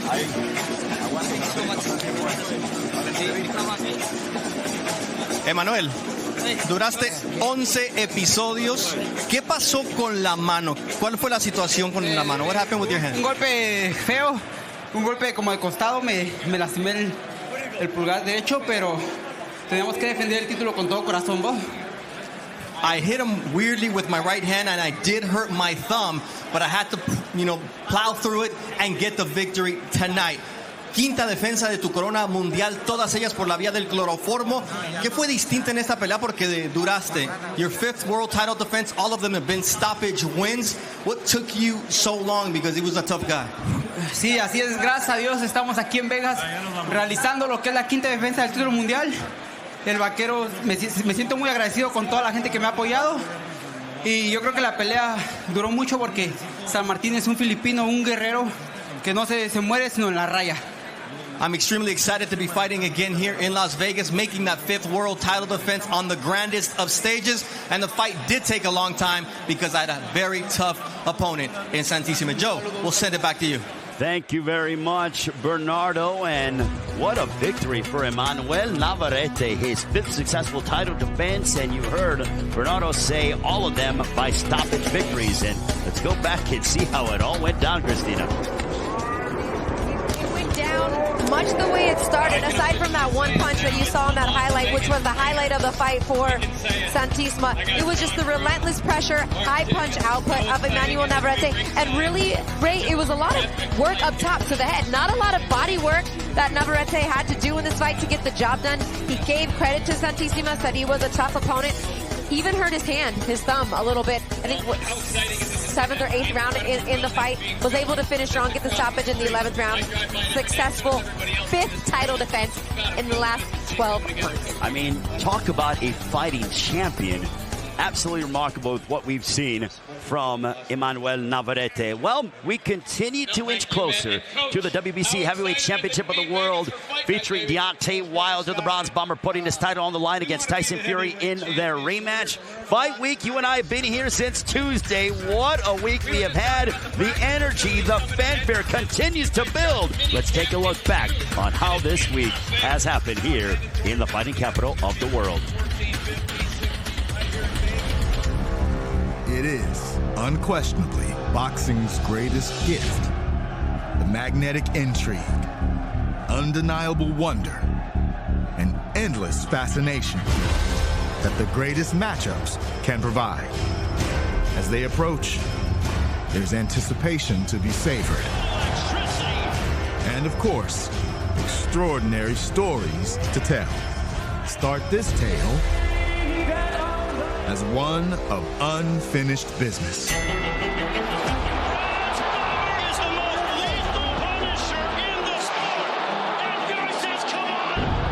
The two best heavyweights in the world, whose epic first meeting produced a final round for the ages.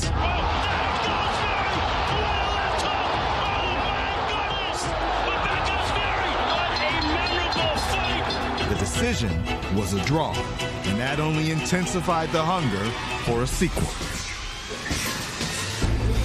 As characters and contrasts, their portraits could hardly be constructed any better.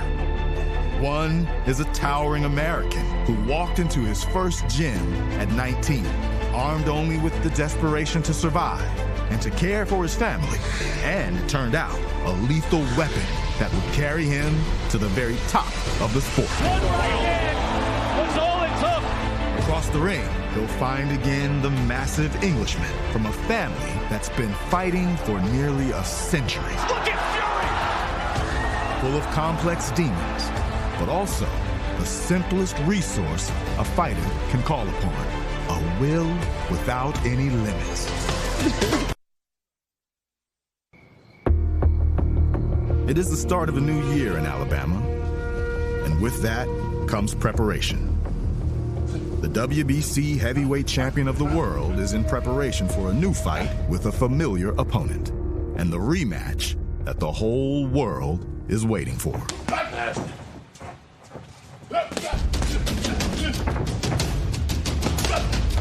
That's it.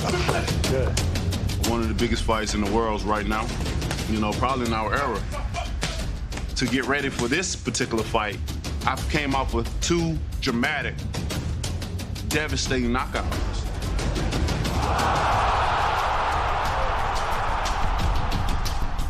Him, not so exciting, same old, Fury. Deontay Wilder, I want you next, bomb! Going 12 rounds, getting his eye cut open. So we can see whose path has been harder. And of course, it's been mine. But it's been great because this fight right here means so much to me, because this is finishing what I started. Unfinished business. And then this fight land on the wrong month. This fight's in Black History Month, and I'm gonna for sure make him a Black History trivia question.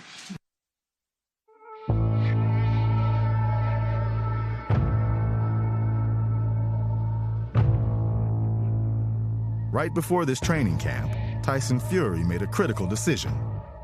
Fury parted ways with his longtime trainer, Ben Davison, in favor of his current one, Javon Sugar Hill.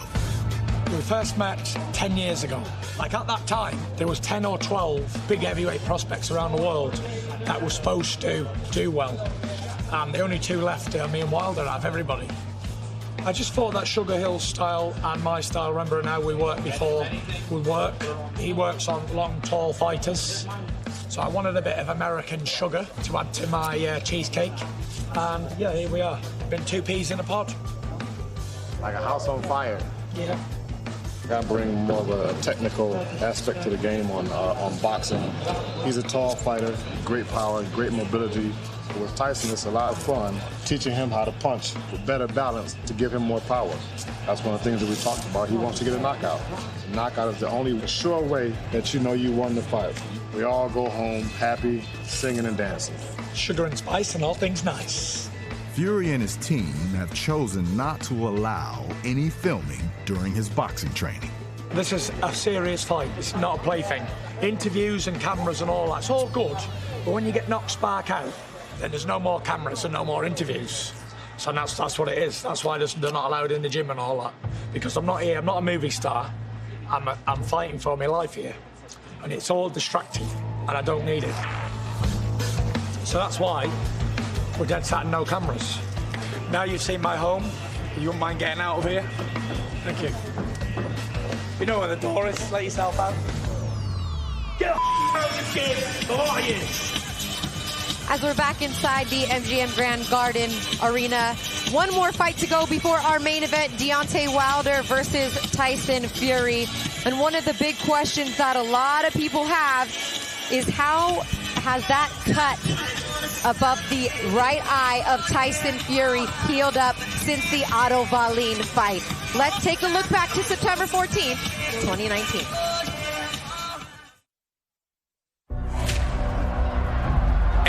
Face is an absolute mess. The gash is streaming blood. Tyson Fury needed 47 stitches to close some massive cuts over his right eye. As an MD and a cut man, your impression? It was a bad cut. It was about as bad as it gets. He had an additional cut in the eyelid. In both of those areas, the blood is likely to run into the eye and obscure the vision. A red painted face on the lineal heavyweight champ. Will that cut heal in time for February 22nd? Real question. In your experience, 5 months, is that long enough for a cut like this?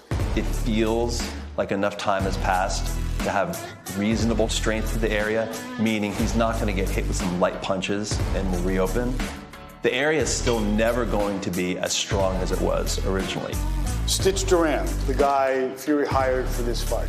Good choice? Stitch Duran, he's a great choice. Probably has more experience than anyone.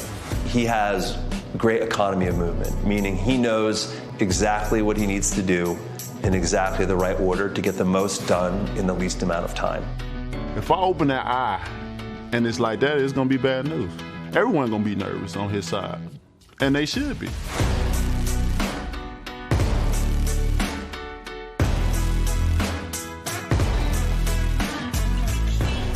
Inching closer to our main event of the evening with Deontay Wilder and Tyson Fury. Christina, this place is packed. I don't even see a single empty seat, and Kenny Bayless, referee in charge, speaking with both fighters. There's Tyson Fury getting himself relaxed and loose. The Gypsy King himself.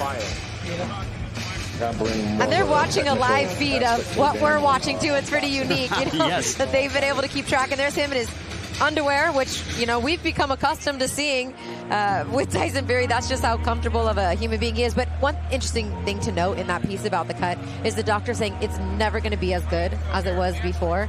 And we're not that far away from, when it happened. It's not like it's had a year. It was 5 months that it took. And there is a consensus amongst medical physicians that we have spoken to that said it takes a full year for a cut like that to heal and be properly avoided from dealing with any damage. It's 5 months, and now we see Gerald Washington making his way to the ring. The heavyweights in our co-main event. Gerald Washington, let's take a look at our tail of the tape. Christina, take us behind the numbers. This is what I call our heavyweight appetizer. The co-main event, 2 heavyweights. Charles Martin coming in about 20 pounds heavier than Gerald Washington, but assures me he's had a tremendous training camp with Manny Robles. Seems to be in the best shape of his life, despite being a little heavier than usual, as we get a look right there at Gerald Washington. Also, we'll look at the rules, Christina. No standing 8 count, no 3 knockdown rule here. Cannot be saved by the bell in any round. Only the referee can stop the fight. And in case of an accidental foul, we will go to the scorecards after the 4th round. Thank you very much, Christina. Now we await Prince Charles Martin, the former IBF heavyweight champion of the world. At 33 years of age, he's been a pro for 7 years. Lost his first title defense after he won the title 3 months later by second-round knockout against Anthony Joshua. Martin got a late start in boxing, but had a good, if not a short, amateur career. He took a year off after the loss against Joshua. 2 fights that he won in 2017, then had another break of 14 months. He's 2-1 in his 3 fights since that point. Charles Martin says he's in the best shape of his life. He trains under Manny Robles, who incidentally used to be the trainer of the former heavyweight champion of the world, Andy Ruiz Jr. Yeah, he said that now having this be their 3rd fight together, he feels like the chemistry has just been growing and building with each and every fight. Really, the situation for these 2 guys is make or break. They're both at a very similar point in their careers.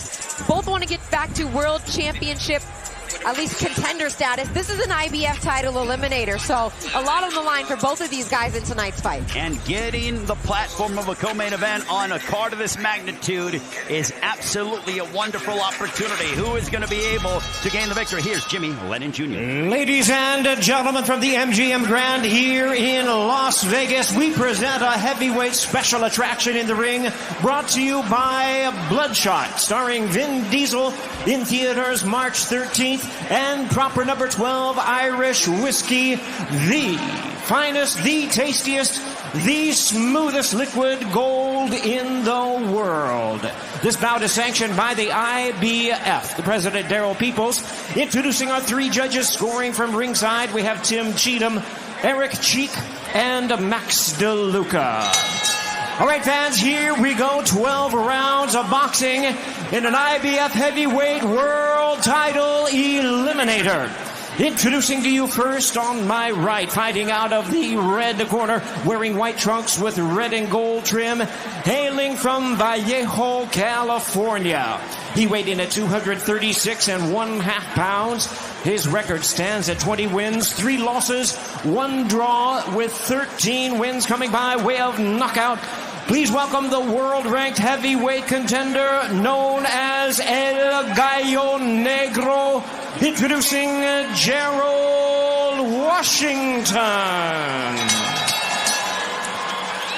And his opponent across the ring, fighting out of the blue corner in this 12-round eliminator, wearing black trunks with gold trim, originally from St. Louis, Missouri, now fighting out of Carson, California.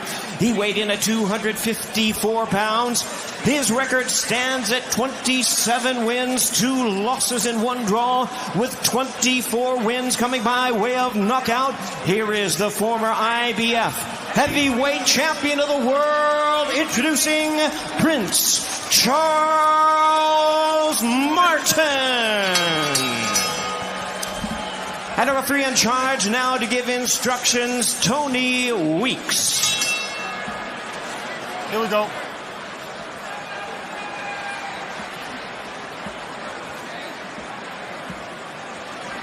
I think they're having a little bit of trouble taking off the jacket of Charles Martin. Finally, they got it. Looks really cool. I know he has a tribute to Kobe Bryant on his ring attire. Yeah. Okay, gentlemen, you both received your instructions in your dressing room. Right here is good. Right here is good. I want a good, clean fight. Obey my commands at all times. Above all, protect yourself at all times. Let's go. Our co-main event, look at that stare down. Charles Martin and Gerald Washington staring darts into each other. I mean, both of these guys know what's on the line. They have been friends. They have been former sparring partners. Tonight, they are foes. Absolutely, the friendship out the window. That's it. And the MGM Grand Garden Arena sold out at capacity. And the fans are getting revved up for our main event. But right now, Gerald Washington and Charles Martin. Washington conventional, wearing the white trunks with the red and gold trim as a tribute to the USC Trojans. Wearing the black and gold is Prince Charles Martin.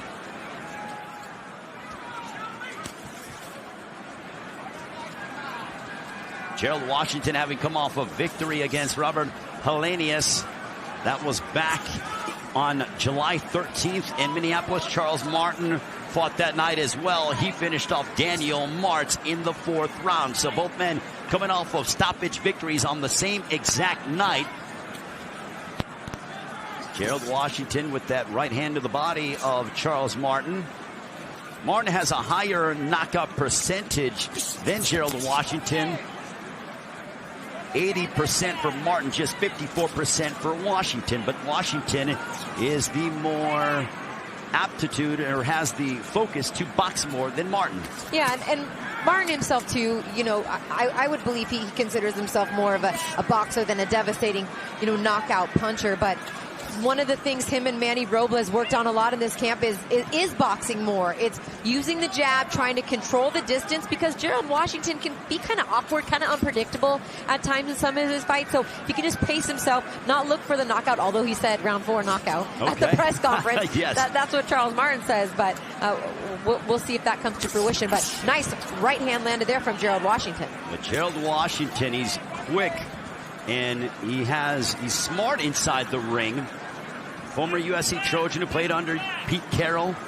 Also was a member of the United States Navy. Such a unique well. journey. Yeah, he definitely did, and he's 37 years of age, but I'd have to say that Washington is a young 37. Actually fought Deontay Wilder some fights ago, in which he was stopped by Wilder. I mean, go figure on that one. He fought Wilder back on February 25th of 2017, so almost 3 years to the date. And Washington was actually fighting Wilder well in that fight a little bit. You know, he's doing well in the first 4 rounds, and then bang, he got clipped and game over. But both men, you know, have been at the top of the mountain, with the exception of Washington not winning the world title, but they've, you know, been in there with the world's best. Yes, and speaking of that, Charles Martin was a world champion, albeit a very short reign.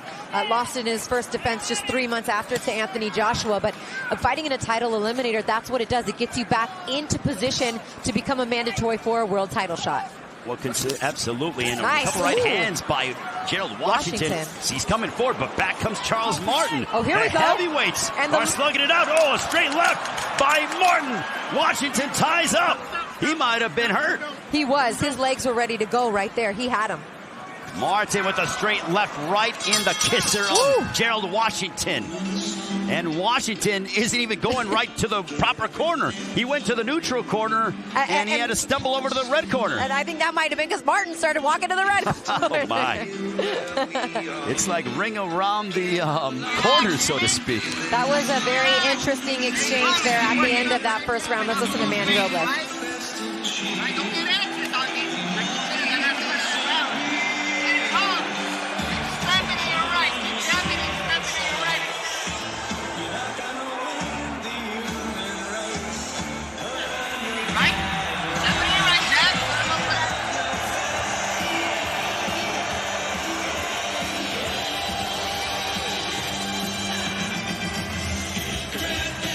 Let's take a look back on this action from the opening round, Christina. And a chopping right hand from Washington gets inside. Didn't seem to hurt Charles Martin too much, although he backed up. But it was a left hand from Martin that sent Washington back a little bit. We missed the one big exchange right there, but it was Gerald Washington with his backs against the rope. Strong opening round for Charles Martin. Well, let me point out to you, Christina, in the corner of Charles Martin, Manny Robles is his lead trainer. The second, one of the assistants, is Henry Tillman. Henry Tillman actually fought and beat Mike Tyson to keep Tyson off of the U.S. Olympic team back in 1984. Wow. Talk about some experience, right? Yeah, I mean, that is an experienced corner. Yes, it very much is so. And they're going to need that because, look, he's in a situation where that IBF title held by Anthony Joshua, although Kubrat Pulev is in the mandatory position, something happens to Pulev or they fight, they're in the position to take that title shot. He's got to win this fight to get in that position. And can you imagine Manny Robles getting another shot at a world title with a completely different heavyweight? And another opportunity at Anthony Joshua as well. Exactly, that's what I'm saying. It's you crazy. You think he's familiar with them? I would say so. Right. But right now, Charles Martin and Gerald Washington, the focus the rest of the night, the heavyweight division. And It is so true that there is nothing like a big prize fight, but it has extra pizzazz when it is the heavyweight championship of the world. Yeah, because in this division, I mean, more so than any other, one punch can change everything because of the amount of weight and power coming behind these punches with guys of this magnitude, particularly in our main event with these, what they're calling now super heavyweights. Well, I mean, it's different breed of athlete. I mean, Tyson Fury moves around like a middleweight. Deontay Wilder punches like someone who I've never seen in my life before. I would never take any amount of money to take a right hand from Deontay Wilder. You can give me $1 billion. No thank you on that one. Yeah, no thank you. But right now, Gerald Washington and Charles Martin going at it as we approach a minute to go here in the second. It seems as though Gerald Washington's a little bit hesitant to kind of let his hands go. He's using his jab to kind of keep the distance, but every time he starts to open up, Charles Martin is successful getting inside. He needs to be first. Martin with that left that missed, but you know, Washington doesn't seem to be as willing to engage based on the fact that he tasted the power of Martin at the end of the first. And you talked about the advantage that he has in that power column. 27 wins for Prince Charles Martin, 24 of those by knockout.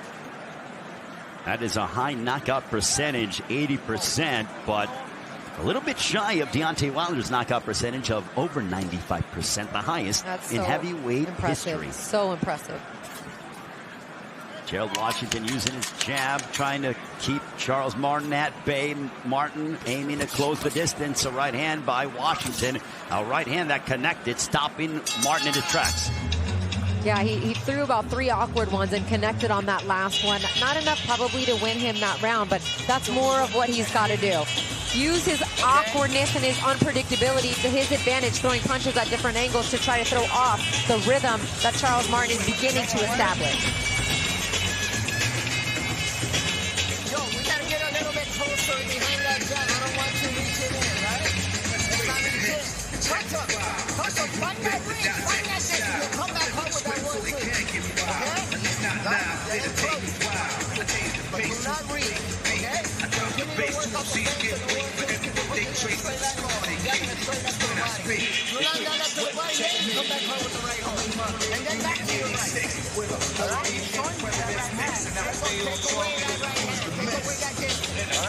Manny Robles seeing something there, telling him to continue to even double up with that right hand.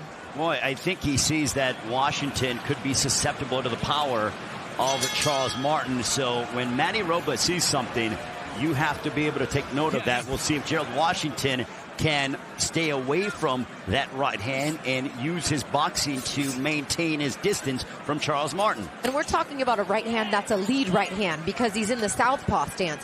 And that's a lot of times when you see a fighter like a Terrence Crawford fighting a lot of the time southpaw. That's because his strong hand, speaking of strong hand, that was a nice left hand from Martin there, is because that's his lead hand, is his right hand. That's why it's in front. Well, also, as Washington comes forward, it's a way to use that right hook to draw him in. So I'm curious to see if Martin's going to keep coming forward, try to set traps.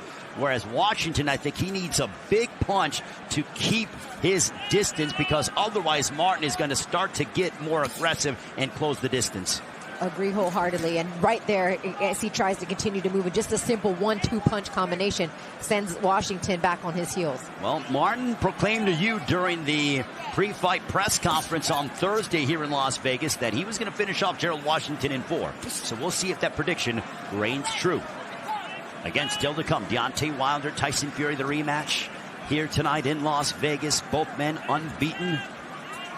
They had a draw in Los Angeles in December of 2018.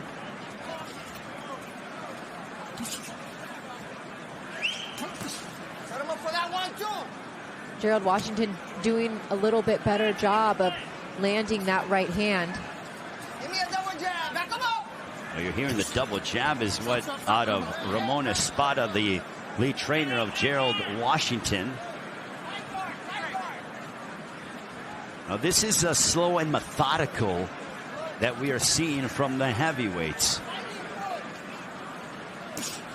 Jab by Washington. Washington picked up a very big win with the stoppage over Robert Helenius. Helenius actually is going to be fighting Adam Kovnatsky back on a few weeks' time in New York. But Washington looked exceptional in that fight, was letting his hands go. So I wonder if he's just trying to figure out Charles Martin and then start to throw more power punches. Yeah, coming off the best fight of his career, trying to build on that momentum is what he talked about at the press conference. And he does have, you know, using that patience is something that Gerald Washington feels like works to his advantage. He's not trying to go in there and look for the knockout. He's okay with being patient, work off the jab. But he's got to land something substantial, a right hand or a power punch of sorts. But right now, Martin not doing too much and pawing away at the jab. As Washington throws the jab, Martin is kind of pawing it away.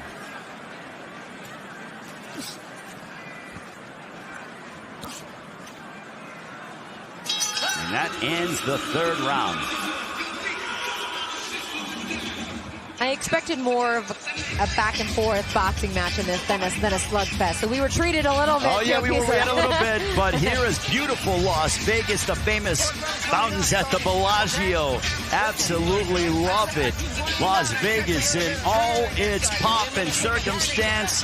The glitz, the glamour of the fighting capital of the world. Front and center for tonight's colossal heavyweight rematch for the heavyweight championship of the world. We're getting close, getting more and more excited as we're getting there. We're starting to see celebrities file in here ringside as Deontay starts to resume or start some pad work in his locker room. As they're probably not going to fight before 9 o'clock Pacific time here, but these guys are getting warmed up and ready to go, and so are we. Three right gloves. Deontay Wilder chooses. And right now, you see that we are into our next round with Gerald Washington, round 4, and Charles Martin, Ray Flores, Christina Poncher, ringside here in Las Vegas. What a night so far, and still to come. What the world has been anticipating. Charles Martin with the straight left backing up Gerald Washington. Martin with another straight left, and Martin starting to move forward more. And Washington with the jab. Now he comes forward, and a wild right hook that missed as Martin got out of the way. And that kind of wild punch that you saw from Washington is kind of true to the style of him. I feel like he just kind of throws punches from these weird angles at times. They don't really come straight down the pipe, and they're still dangerous, even though he's not really known as a knockout artist. And Martin's just got to be careful and not pull straight back. Well, the one punch in boxing that is the most, typically is the most lethal, is the one in which you don't see coming. And with Gerald Washington, he throws from wild and a bevy of angles that make it problematic for you to, in theory, block it in terms of the way you would conventionally do it. And that's exactly right. And that's why Manny Robles said we had to also work on, you know, keeping our high guard and just controlling that distance, controlling that space so that we can kind of see everything coming at the proper distance where we want to dictate this fight taking place. Excuse me. Martin steps in with his jab a little bit as he aiming to close the distance more. So far, this right now, Christina, favors Gerald Washington. The pace, the tone, the range. Right now, this is favoring Gerald Washington. There's a right hook for Martin. I'm not saying Washington's winning, but the distance and all the things involved in it favor Washington. Sure. Yeah, I do think that Charles Martin is leading or is winning this fight, but like you said, and it could be a situation where maybe Washington is down on the cards, but he lands one of those awkward shots and just changes everything. Well, no question. Washington finished off Robert Helenius back on July 13th of last year. That was a good shot. Washington has won 2 of his last 3.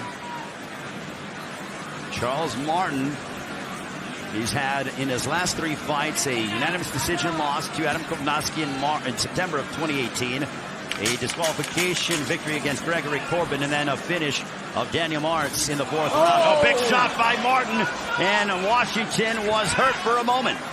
Again, too little, too late as we end the round, but it was a nice left hand from the southpaw Charles Martin that had Gerald Washington wobbled for the second time in this fight. Again, Charles Martin has the advantage in the power department. And here you see this capacity crowd at the MGM Grand Garden Arena in Las Vegas as we inch closer to our main event of the evening. There is Manny Robles in the corner talking with Charles Martin.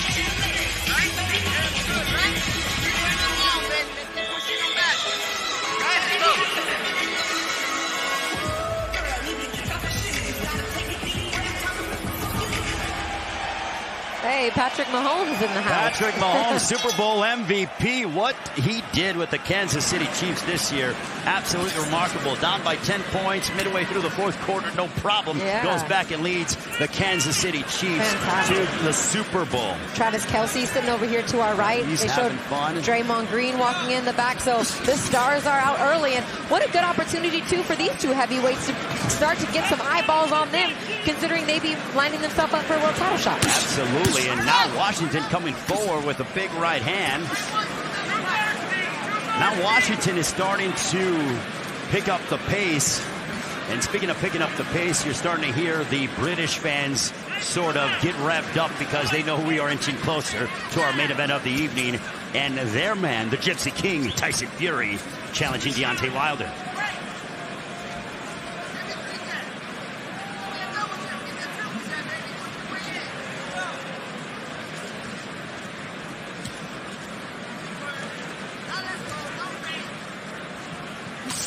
The jab to the body by Charles Martin as over a minute has come off the clock here in the fifth round.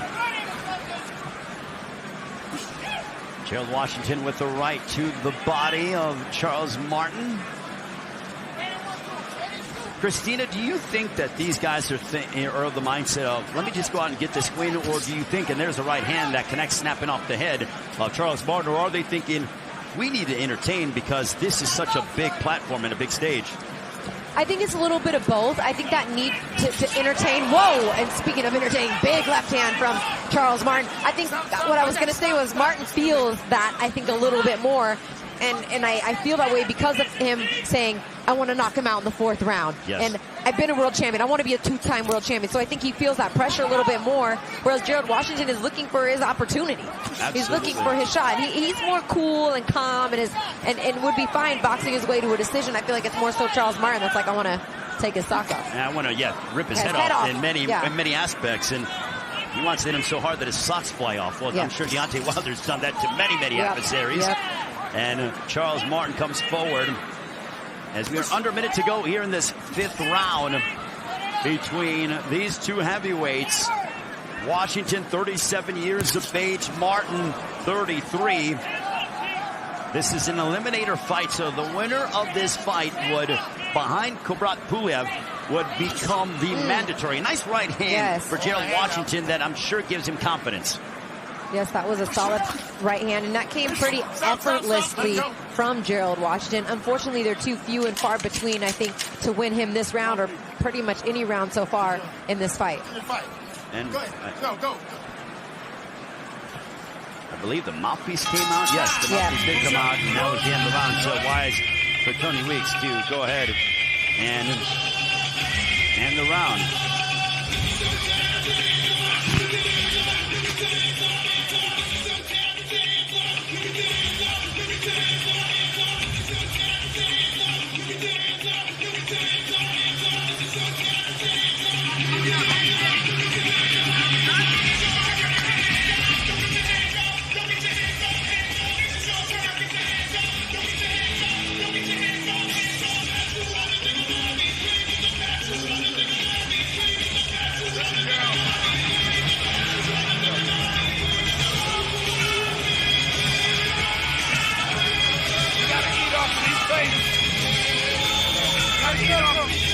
Take a look back on some of the action. There's that big straight left from Charles Martin, Christina.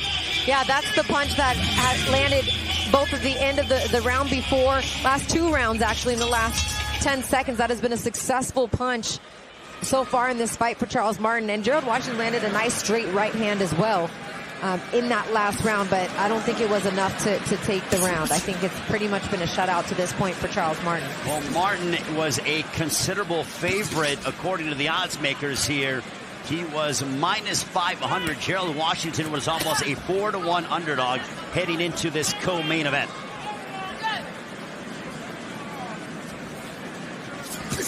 There's a right hand by Martin. And a left hook on the way out.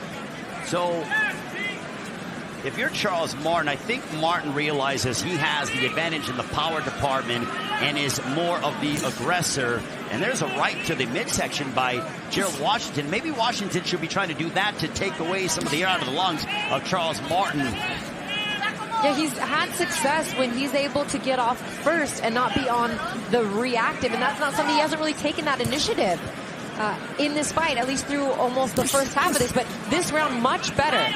Much better. Also, Christina, some damage underneath the right eye of Gerald Washington, swelling that we see, and it's only getting worse as Gerald Washington with the right hand backing up Charles Martin as we have 100 seconds remaining in the sixth.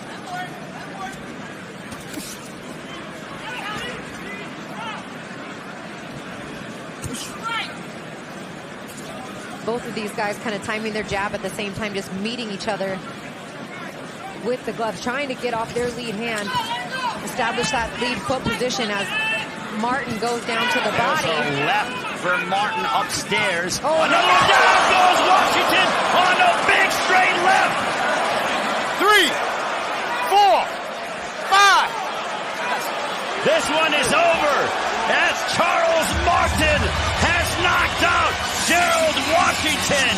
Well, Charles Martin is inching closer to a world title shot, and that victory elevated him to becoming the mandatory in the IBF division. Wow. 2 rounds later than he predicted, but nonetheless, spectacular one-punch knockout for Prince Charles Martin. Big punch. And Christina, he was setting that up throughout the fight. It started to come. He was landing punches against Gerald Washington, starting to hurt him. And lo and behold, he untoward a big straight left, and it was lights out for Gerald Washington. Gerald Washington not complaining about the stoppage. Neither is his corner.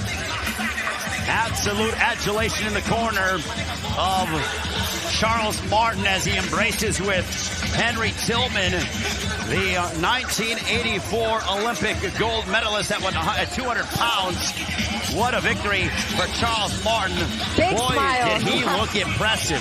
Let's take a look back on how the fight ended, Christina. He did. He threw that left hook from way back, landed flush right on the chin of Gerald Washington, popped out fake with the jab, and threw everything, all his weight behind that left hand. Boom, right on the money. And Washington, boom, exactly that.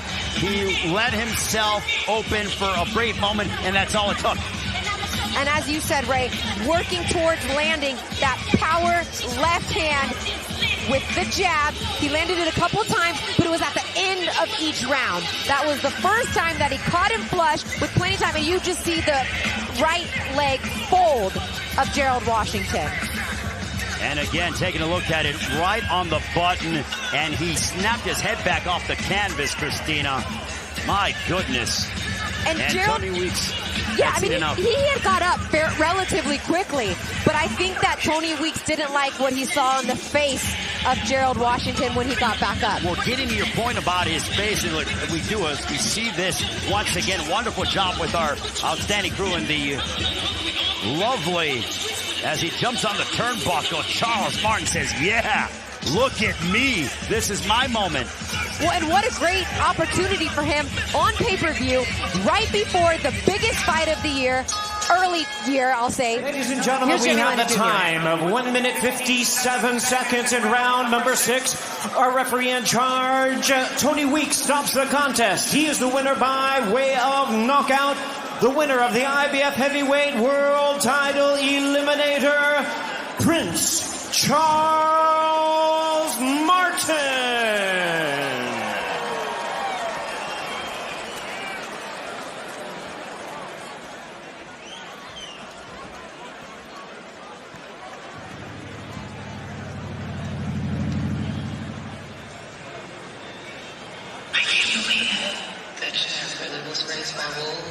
Let's take a look at how this fight transpired. Christina, Charles Martin improves his record tonight to 28-2-1. He was pretty much in control each and every round of this fight, but it was that left hand. You know, we've been talking all week about a big right hand that we expect from Deontay Wilder, and it was out of the southpaw stance. Huge right hand from Prince Charles Martin that punched his ticket to world title mandatory status with the IBF. Congratulations to him and Manny Robles. Could we see Manny Robles against Anthony Joshua again? We will time. See. But we are here in Las Vegas at the MGM Grand Garden Arena. Coming up, the rematch that the world has been waiting for. Deontay Wilder puts his world championship on the line against Tyson Fury. They had a draw in December of 2018 in Los Angeles, and we are getting closer to our main event here tonight. Finally, we are moments away from this colossal heavyweight showdown.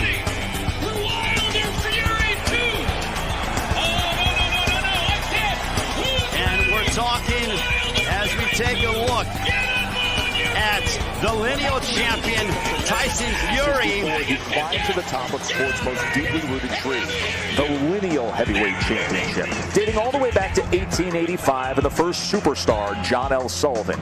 It's the greatest unbroken chain with legendary links named Dempsey and Lewis, Marciano and Liston. And yes, there have been some retirements, some recognized 1 versus 2 showdowns, but always clarity. Spinks upset Holmes before crumbling to Iron Mike. It's why Buster Douglas's upset meant more, why Holyfield's courage really mattered, why Lennox Lewis was a mighty ruler, and why Vladimir Klitschko looked down at a generation. They held the title, lineal champ, not just belts. Then in 2015, Tyson Fury convincingly beat Klitschko. The throne was his, and still is. Fury hasn't been beaten. You have to lose it in the ring. Fury's the man who beat the man who beat the man. And here in Las Vegas at the MGM Grand Garden Arena, Ray Flores, Christina Poncher. Christina, this place is getting ready to unravel as the anticipation begins for our main event of the evening. We've been here in Las Vegas for special moments, but this one is certainly right there at the top of the list. I mean, Evander Holyfield just walks in right in front of us. Everyone's sitting ringside, celebrities, former world champions, Hall of Famers. Everyone's got their cell phone out. I mean, these ring walks, I am told, that are getting ready to take place in a few minutes are about to be epic. They are going to be shown live here in the United States on SportsCenter, which is unprecedented. It's if you want to be anywhere, you want to be right here or watching on pay-per-view. There is nothing like a big prize fight in combat sports. Nothing like it in all of sports. And here's Jimmy Lennon Jr. Approach our highly anticipated heavyweight championship of the world. The WBC would like to recognize 3 legendary heavyweight champions joining us here tonight. All 3 of them International Boxing Hall of Famers. First, ladies and gentlemen, we present the 1988 Olympic gold medalist with 19 professional world championship bouts under his belt. He captured the WBC heavyweight title in 1992, regained it in 1997, and once again in 2001. He is the last heavyweight champion to unify the title. Ladies and gentlemen, please welcome the 3-time heavyweight champion of the world, Lennox Lewis.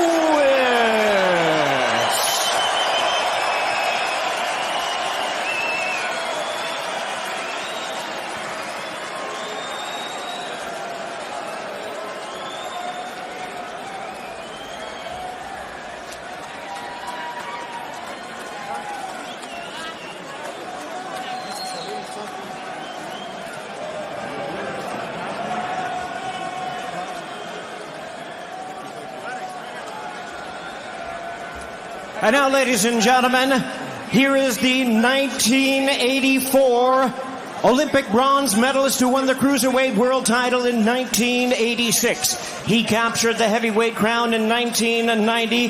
He regained it 3 more times in his career. Ladies and gentlemen, please welcome the boxing warrior from Atlanta, Georgia. Boxing's only 4-time heavyweight champion of the world, Evander, the real deal, Holyfield.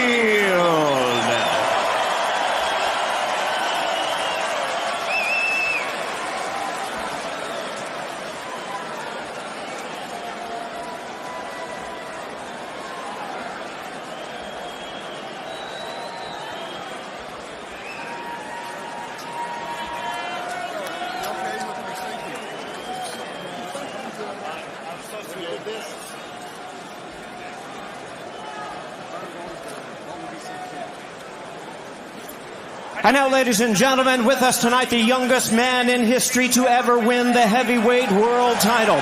He made 16 world title appearances in his career. In 1986, he conquered the WBC heavyweight title. 10 years later, he regained it. Once known as the baddest man on the planet, ladies and gentlemen, here is the renowned, former, undisputed, 2-time heavyweight champion of the world, Iron Mike Tyson.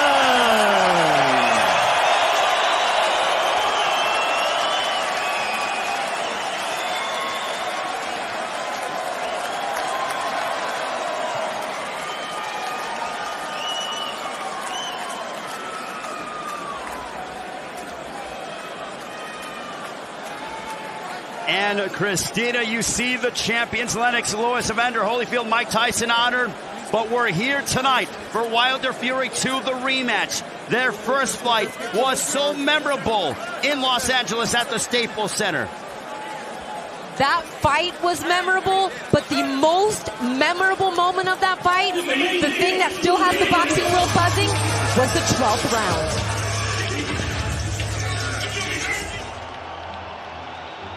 That was a point in time when no one knew who was the heavyweight champion of the world war. And on that day, I had the world's attention. The first fight's not important. The first fight was a failure. A success is victory.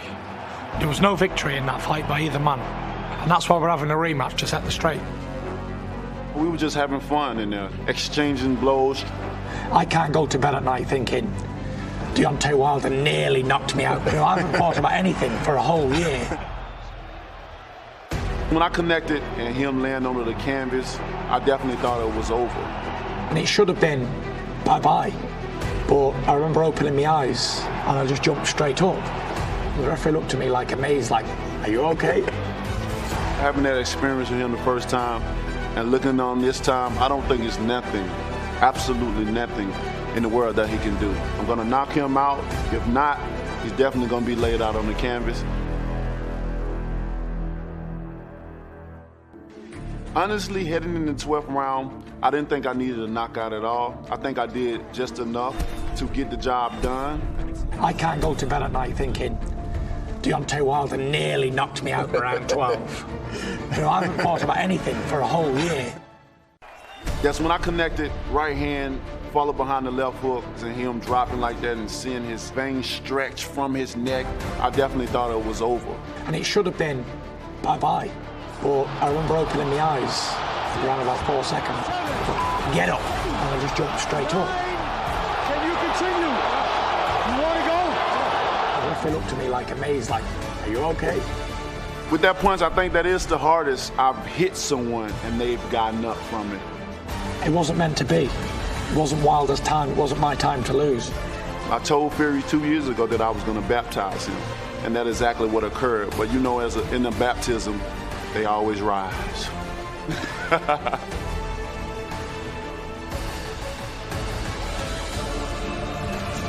And we are here at the MGM Grand Garden Arena here in Las Vegas. Ray Flores, Christina Poncher.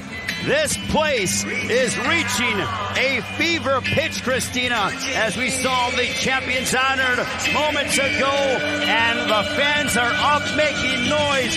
My goodness, what an atmosphere here in Las Vegas. good thing I'm sitting like 1 foot away from you, or else I wouldn't be able to probably hear you now. Mike Tyson milking it in the ring right now, while Sweet Caroline is playing, much to the appeal of the Tyson Fury fans that are in the arena. We are just moments away from what are going to be 2 pretty epic ring walks. And then the fight. What we've been waiting for all week, all month, pretty much all year since the first fight. Well, obviously, since Deontay Wilder defeated Luis Ortiz back on November 23rd of last year to solidify this rematch.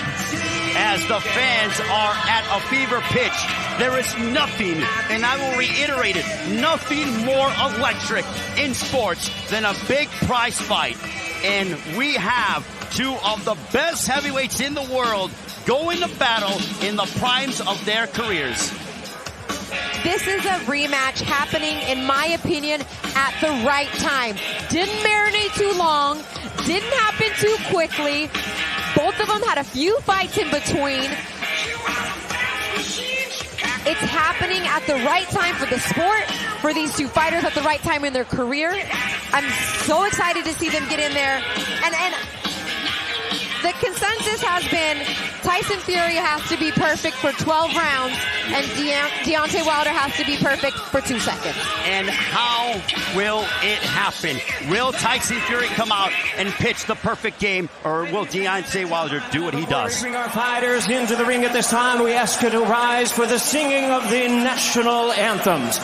First to lead us in God Save the Queen, please welcome popular entertainer, recording artist Danny Walton. Thank you, Jimmy. Good evening, Las Vegas. I think we have some Brits here. And I want to hear you. This is for the Gypsy King. God save our gracious Queen. Long live our noble Queen. God save the Queen. Send her victorious, happy and glorious, long to reign over us. God save the Queen. For Tyson Fury. And now, ladies and gentlemen, please remain standing to perform the U.S. national anthem. Please welcome from Nashville, Tennessee, Grammy-nominated multi-platinum singer-songwriter Gavin DeGraw.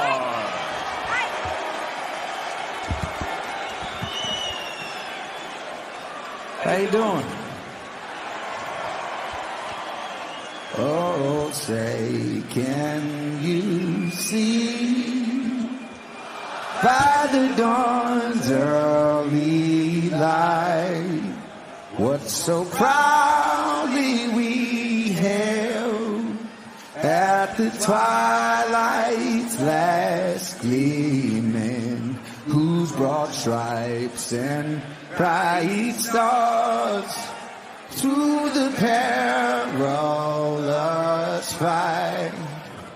Oh, the ramparts we watched were so gallantly streaming, and the rockets recollect the bomb bursting in the air, gave proof through the night that our flag was still there.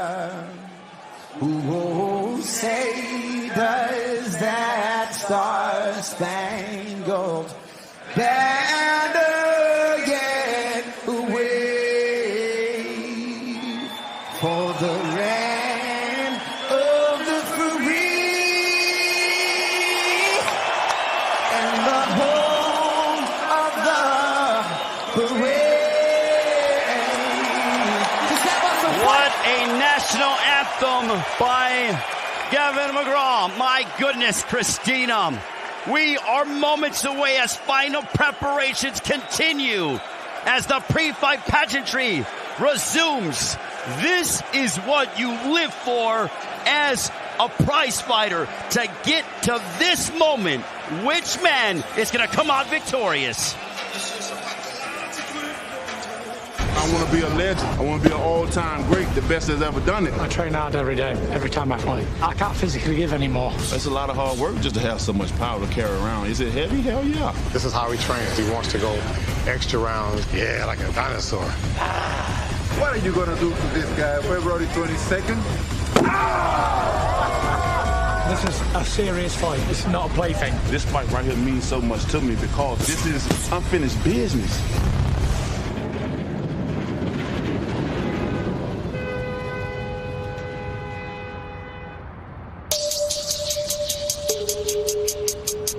When I come in, all eyes be on me, which is okay because I'm a people's person and I love to feel the energy.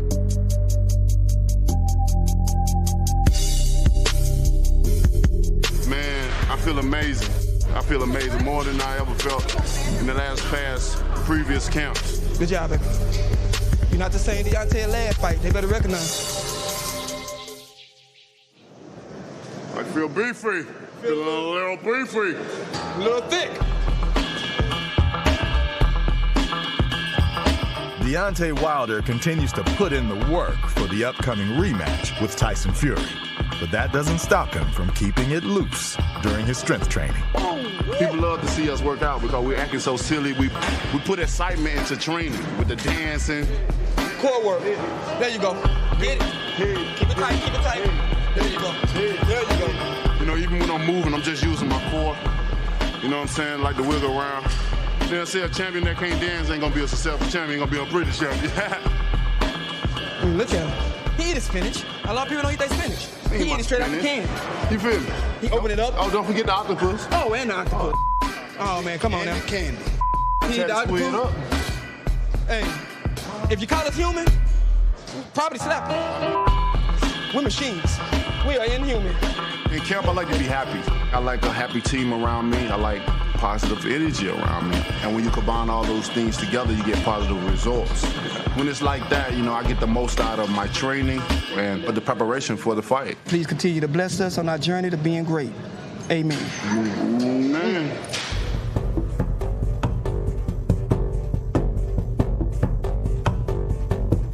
Tyson Fury's training camp for the rematch with Deontay Wilder has been led by a new, yet familiar face. That suggestion came from his cousin, assistant trainer Andy Lee, a former middleweight world champion who felt that change would lead to success. Me and Andy was having a little phone call, like a little heart-to-heart on the phone. I was thinking about bringing in an experienced trainer. Between us both, we'd probably train with most of the trainers in the world. He said, what about Sugar Hill? I think he's your man for you. I said, yeah, good thinking. And he spoke to him for me, and we ended up hooking up. I believe all things are meant to be, so that's why we're here. Come on then, let's be having you. Come on. I'm switching, getting the best of both worlds here. More than anything, I guess I'm just a second set of eyes. Maybe I can be a bridge between Tyson and Sugar Hill. Just bring a lot of experience and put in my 2 cents here and there. I know Sugar Hill better than anybody else in the camp. I know how he works. I know what his goals are, what he's aiming to achieve. Communicate well. It's been turmoil. It's definitely a collaborative experience. Tyson's a hero for a lot of people. Yep, I was going to say that. I represent the oppressed people in the world. The depressed, the alcoholics, the drug addicts, the down and outs, all the people who don't think there's no hope anymore, all the people who are struggling in darkness and need a guiding light. I represent them people. And if you work hard and believe in yourself, you can make it to the top or whatever field you want. There are a lot of young kids watching him now, and he's their idol. Going down, sucker. I'm already down. Sucker. Yeah, keep walking. Keep walking now. Walking faster. There's nobody else who can box like him in the heavyweight division. Even though he's 6'8", he fights like a middleweight, he fights like a featherweight, he fights like a lightweight. He can do things that I can't do. This is a master class right now. The biggest strength is his belief in himself, his self-belief. His mental strength, his competitiveness, and he always wants to be the best. That's why he's in this fight. They say Wilder's the best. He wants to prove everyone wrong. Tyson's going to box so well and look so dominant that he's not going to get the credit for what he deserves. It's going to be a good, dominant display. It's exciting to see where it goes. Woo! That's killer. And we are back here at the MGM Grand Garden Arena in Las Vegas. It is finally time for our main event of the evening, the epic rematch between Deontay Wilder and Tyson Fury, dating back to their first matchup in December of 2018. Christina, here is our tale of the tape. The significant difference in the weight for both of these fighters. Both fighters up from where they were in the first fight. Will that play a factor? Will it make Deontay Wilder more devastating of a puncher? Will the same be said for Tyson Fury? Those questions will be answered in just moments. And now we await the Gypsy King. Let's take a look at our rules, Christina. No standing 8 count, no 3 knockdown rule. The fighter cannot be saved by the bell in any round. Only the referee can stop the fight. And in the case of an accidental foul, we go to the scorecards after the 4th round. Well, legacies will be furthered. History made tonight. Both men are undefeated. Both men, and that is Tyson Fury's wife, Paris, no doubt, yep, supporting her man, as he literally had a battle of depression and came from a very bad place, but is now back and even stronger fighting at this level. What a testament to Tyson Fury. I can't imagine the nerves and excitement that she's feeling, especially after what she witnessed happen to her husband in the first fight. Well, Tyson Fury has a lot to prove in his opinion. He said he was robbed in the first fight. And now here comes the Gypsy King as he makes his walk. And this place is going to go bananas. He's walking out with the crown on his head. He's trained now by Javon Sugar Hill. Sugar Hill told me when I saw him yesterday after the weigh-in, I asked him, I go, what does it mean for you to be? And here is Tyson Fury making his ring walk.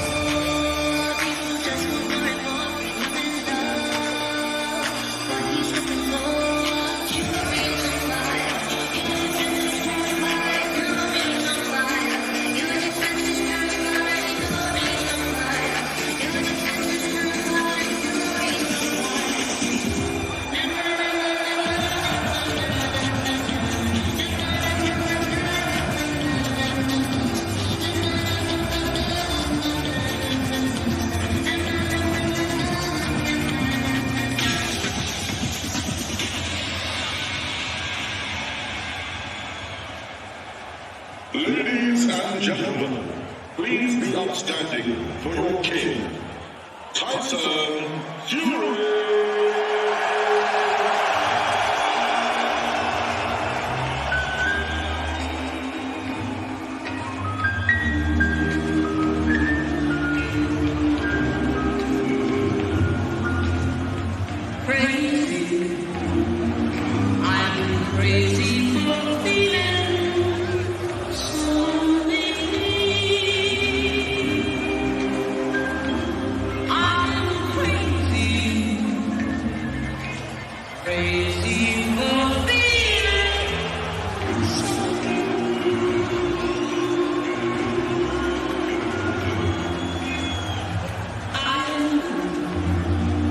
You love me as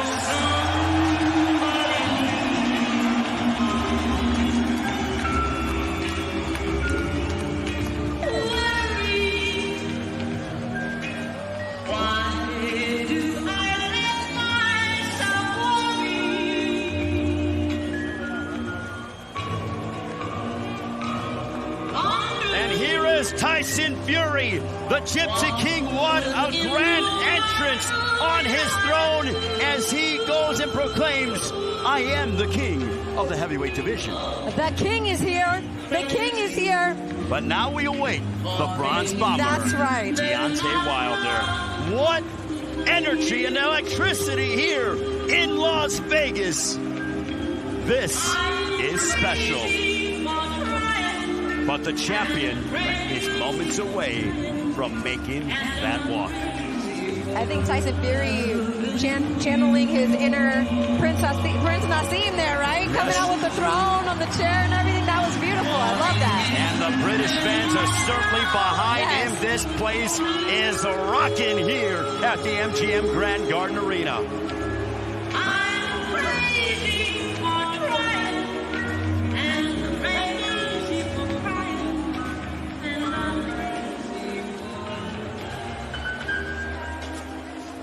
But now here comes the most destructive puncher in heavyweight history.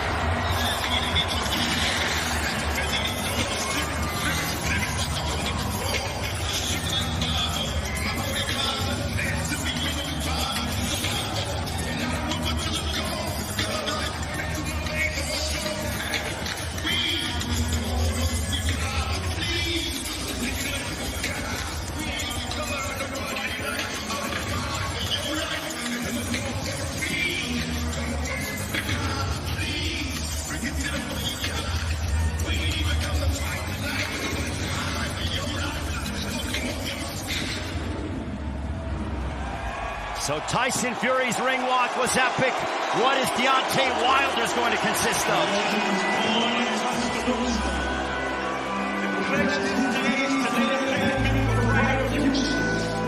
Set ablaze like lighter fluid, he fights the ruthless. They tried to beat him and can't defeat him. Their fight is useless. Cause on the canvas landed every man that stood in his way. And he's still devastating opponents to this day.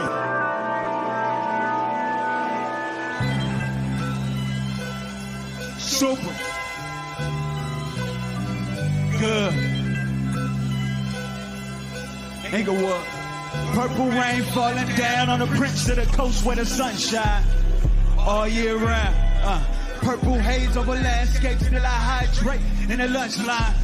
With the small bent glass, wood, star me out. This song's in the key of life, and love is in need of more. Young nigga from Inglewood, barefoot on the cedar floor. If black music is the blood, then my heart has been beating more. Rapidly, happily, I look back on the feeling Shakur, her son paved the way. Now all eyes on me, cause I'm young, black, and gifted, now all eyes gon' see. If you come back with face with a challenge, that's meant to break you in balance scales, you ain't average. Throw your hands on three, gon' put them up for black magic. Black excellence, black habits, this black medicine, everything black. Everything black.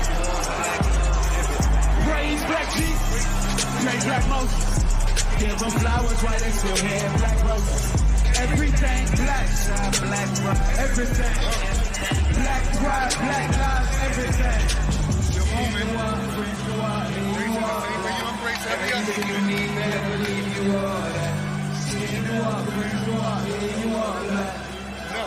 Every time they get it, they gon' say he made an animal, like in a panda. It ain't black and white, it's a canvas. Fighting in your dream, Bruce in your tantrums. 2-3 that bullshit. Go Michael Jordan, go Samson. Knock down the walls around me. Strong and dark and so handsome. Everything around me is shining dark and the time is divine. I found the spark when the clouds leak and the rain fall and I found peace. Black is the concrete, black is the street that line with the palm tree. Black is the night sky when you broke your bread and your bacon just don't meet. Black is the bottom of Chuck Taylor. Black is the fuck hate. Black is the burn rubber hitting donuts in front of the store 2 months later. Stock in the cops find a black burner underneath the seat with some black burner. Black is the judge roll when the case closed. Now your life on the back burner. Black magic, black excellence, black habits. Yeah, everything. Black chucks, everything. Black hug, black love, everything. Praise black Jesus, play black Moses. Give them flowers while they still have black roses. Everything. Black pride, everything. Black pride, black lives, everything. Skin noir, friends noir, here you are, black. Everything you need, better believe you are that. Skin noir, friends noir, here you are, black. Everything you need, better believe you are that. Mira negrito, puro amor pa' mi morenito. Hice un giro, cambiando idioma. Buenas palomas encima del roller coaster, calle cerca de la playa, Ocean View. Blacker the berry, the sweeter the juice. We dancing and soaking too. Only fuck with few real niggas to chill with. Deal with us and deal with it. Never pull the trigger, aiming at another man for real. Hit still, pick up the bomb. I ain't on this mission alone. Used to dream of really stacking my funds. Now my windows just reflect on my gun. I feel divine. It came on time. God never changes, ain't gon' lie. I lost faith in pride, then my faith provides. And as soon as I let go and surrender to hear my talent, this young king took off like go-go catch. There go that black magic. Black excellence, black habits, it's black medicine. Everything, black chucks, everything. Black hug, black love, everything. Gray, black Jesus, gray, black Moses. Give them flowers while they still here, black roses. Everything, black pride, black ride, everything. Black pride, black lives, everything. Yeah.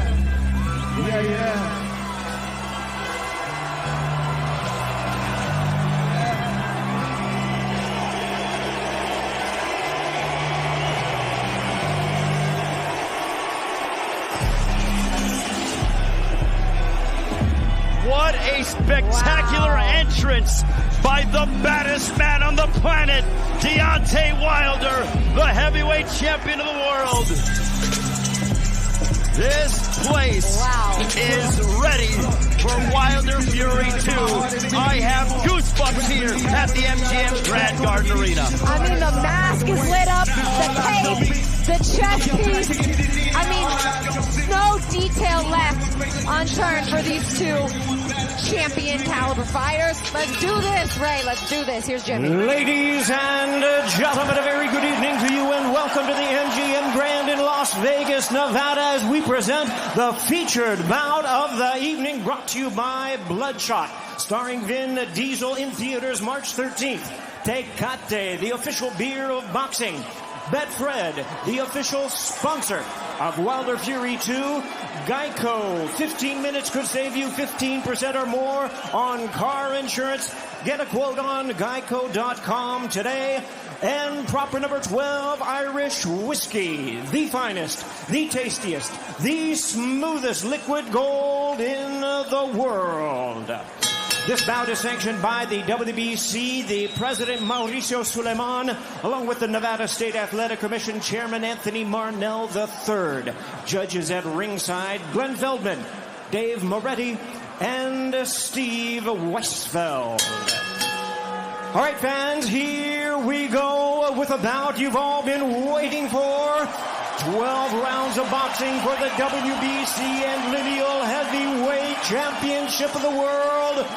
And now, ladies and gentlemen in attendance and boxing fans joining us around the world, live from the MGM Grand in Las Vegas, it's time for the main event of the evening. Introducing to you first the WBC title holder in the blue corner, standing at 6 feet 7 inches, wearing black trunks, proudly representing Tuscaloosa, Alabama, USA. He weighed in at 231 pounds. The U.S. Olympic bronze medalist who is undefeated in his campaign in the professional ranks with a tremendous record of 42 wins, no losses, 1 draw, with 41 big wins coming by way of knockout. Here is the acclaimed knockout artist, tonight making the 11th defense of his title. Ladies and gentlemen, please welcome the undefeated, hard-hitting, reigning and defending WBC heavyweight champion of the world, introducing the bronze bomber, Deontay Wilder.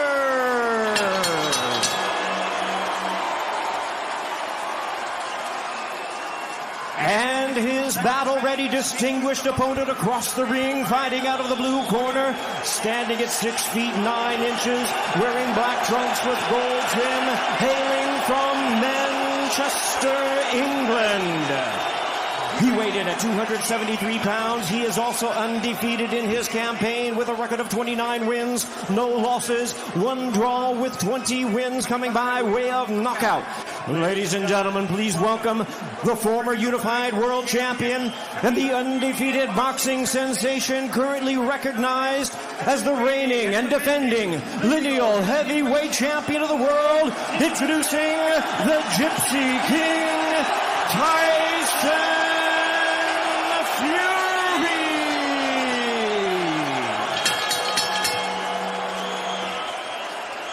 And we introduce our referee in charge, now to give instructions, Kenny Bayless.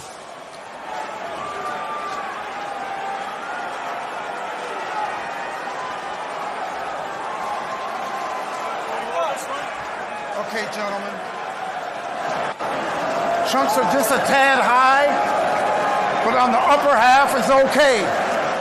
Now, gentlemen, we went over the rules in the dressing room. Again, I want to caution you to keep this fight clean at all times, protect yourself at all times, and when I say you must obey. Good luck and touch them up. All right. The heavyweight championship of the world is on the line. The rematch between Deontay Wilder and Tyson Fury. Both men are undefeated. Both men want to further their legacy. Both men have that opportunity here tonight. It doesn't get much better than this. 12 rounds of action scheduled in the heavyweight division. Number 1 and number 2 arguably in the heavyweight division, ready to put it all on the line right here in Las Vegas, Nevada. Ray Forrest, Christina Poncher. There is the champion, Deontay Wilder. The challenger, Tyson Fury, and Fury immediately surges out to the center of the ring. Tyson Fury changed trainers leading up to this fight, now working with Javon Sugarhill out of the Kronk Boxing Gym in Detroit, formerly under the late great Emmanuel Stewart. Tyson Fury, the lineal heavyweight champion, Deontay Wilder, has made 10 successful title defenses, tying Muhammad Ali. He said all week long his goal was to surpass his idol, Muhammad Ali, and have the most consecutive defenses of his heavyweight world title. Tyson Fury predicted a knockout in the second, and Fury is coming out more aggressive here in the first round compared to what he did in the first round. Big right hand, smacking off the top of the head of Fury. Another right hand by Deontay Wilder. That one was good defense by Tyson Fury, but he landed the first right hand that he threw. There's an overhand right blocked by Wilder, but Fury is sitting into the pocket more. You can tell he's trying to gain his comfortability. He ate that right hand, though, from Deontay Wilder. Not many people have been able to do that. Fury's saying he doesn't want to leave this fight in the judge's hands. That's why he's trying to push the action. That's why he's trying to be more aggressive. There's a right hand by Fury. Fury coming forward. Fury pressing the action. There's a shot, my goodness. 80 seconds to go in the first. Fury with that jab to the body of Wilder. Fury came into this fight 273 is what he weighed in at. 17 pounds above what he did in the first fight. Wilder 231, 19 pounds heavier than the first fight. There was a strong jab there by Tyson Fury that sent Deontay Wilder back a little bit. He's looking to use that extra weight that he's put on to give him what he feels like is that extra power that he needed to put down Deontay Wilder in this fight. Well, Christina, you pointed out that during the ring walk for Deontay Wilder, Tyson Fury was shadow boxing, trying to keep himself loose. Both men are in impeccable shape. Now, the chance of you big Dawson, that is a term that Tyson Fury has thrown towards Deontay Wilder's way. Oh, good left hand by Tyson Fury lands there, and a strong jab by Deontay Wilder. There's an overhand right by Fury. Fury crowding Deontay Wilder. Final moments of the first. Oh, big There's a jab. A jab that snapped back the head of the champion. Fury has shown that he can stand in the line of fire and be okay, at least through the first round. Very good first round by Tyson Fury, but Deontay Wilder remaining calm, understanding that it is a marathon and not a sprint. He has been known to give away rounds early to get his timing down to land that right hand. Now we'll listen in to Javon Sugar Hill in the corner of Tyson Fury.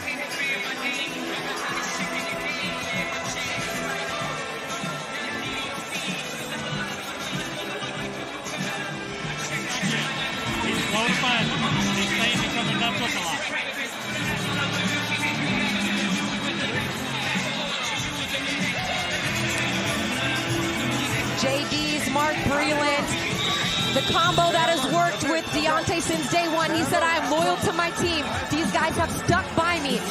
Fury's got a lot of this nervous energy. What is he on, his 6th, 7th, 8th, 9th trainer? That's what it seems like. Something that he's talked about. That's at least coming from Deontay's mouth. He said, me and my team, they know me inside and out, and that's what helps give me the confidence to fight at my very best. Tyson Fury seems to be very comfortable in that ring, Christina, as Deontay Wilder waiting, looking for that big shot. And it is round 2. The round that Tyson Fury, all promotion long, has said he is going to stop Deontay Wilder. What a monumental moment that would be. But for Deontay Wilder, he has the highest knockout percentage in heavyweight championship history. 34 years of age is the Bronze Bomber from Tuscaloosa, Alabama. But Fury's jab seems to be problematic right now for the Bronze Bomber. There's a big jab. It was almost a jab followed by it was like a jab left hook combination of sorts. Big right hand that snapped back the head of Fury. Wilder sprayed him with that shot. And don't forget, Tyson Fury in his last fight against Otto Wallin had 47 stitches in his right eye. There's a left hook that missed by Wilder. Right hand as Fury tying up. We're coming up on 100 seconds to go here in the second round. Both fighters exchanging big leather here. Early and often, the jab of Tyson Fury and the right hand of Deontay Wilder. The jab right to the abdomen by Deontay Wilder. When I asked JD's earlier today about the weight gain by Deontay Wilder, he goes, look, we don't monitor that. As long as he's eating well, feeling well, we don't monitor that. This is the heavyweight division. So they were very quick to dismiss that there was any gamesmanship or reason why he gained the weight. In fact, in the fighter meetings, he did say, we don't even keep a scale in the gym. We don't weigh each other come fight week. It's not a point of emphasis in our training camp. And Kenny Bayless will separate them as Tyson Fury holding on to the right arm or left arm of Deontay Wilder. Kenny Bayless looks at Fury. Big right hand by Wilder. Fury, though, turned his head to the side and got clipped a little bit. It was a grazing shot. A stiff jab by Fury. Both men have had glimpses of brilliance here in the fight, Christina, thus far. They have, and both men have seemed to establish their dominance in terms of their strong punches, the strong lead jab for Tyson Fury and the right hand for Deontay Wilder. We're saying it time and time again, but a right hand from Fury got in on that exchange as Wilder smartly clinches and walks him back to the center of the ring. And Kenny Bayless will separate the two. Deontay Wilder looking to launch that right hand, which has put away so many. Deontay Wilder, this is his third rematch. Big right hand by Wilder again, and Fury eats it well. But back comes Fury. Oh my goodness, they're fighting even after the bell. Every Wilder right hand is like, big right hand. Well, that's what it is. I know. And he's landing it. He's landing it. That's what I'm saying. And Fury's eating it. It's crazy to me. It's like he doesn't know how to just kind of tap that out there. It comes with everything behind it just like that. And he took it. And another one, and we'll take a look at, that was a right hook nice by Fury. Yes, very nice. Probably after the bell. And they both, what excitement here in Las Vegas. And you know what? It does something for both fighters' confidence. Fury, knowing he's taken that right hand through 2 rounds and eaten it, and Wilder knowing he's pretty much been able to land it at will. Exactly, so both confidence boosters for each fighter.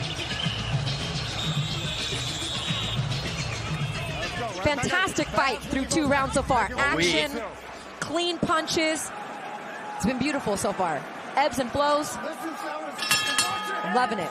And Kenny Bayless warns about the heads and not kind of leading with the head. Round 3, Ray Flores, Christina Ponch of the WBC Heavyweight Championship of the World is on the line.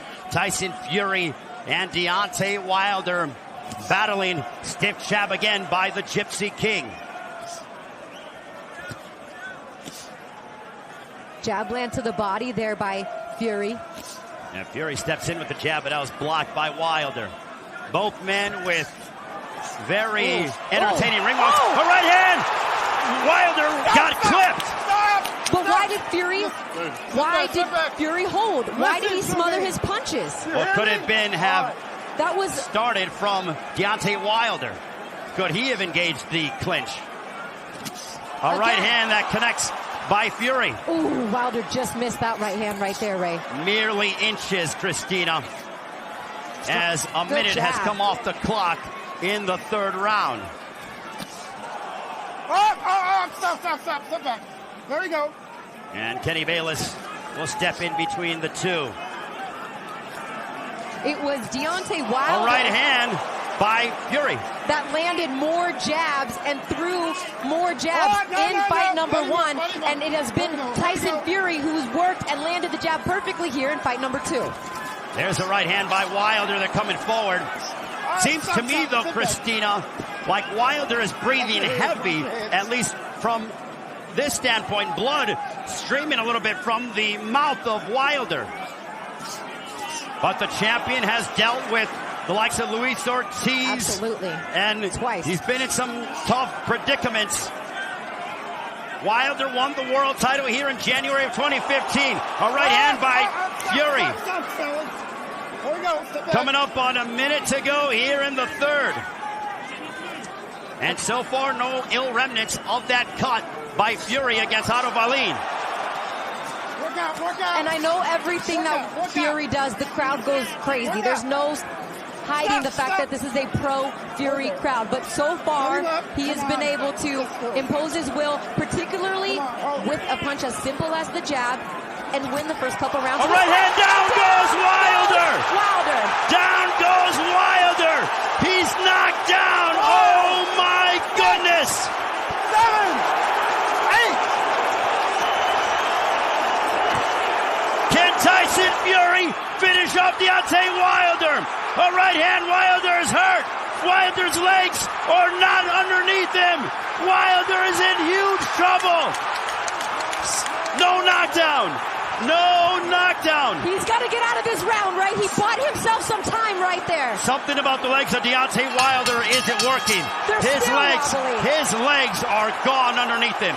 Wow. This is a moment for Deontay Wilder. Wow. You said it, Ray. You said he looked fatigued. No, wait a minute, Christina. The ear is bleeding, so the equilibrium may be off. The ear is bleeding at Deontay Wilder. He may have busted his eardrum. Wow.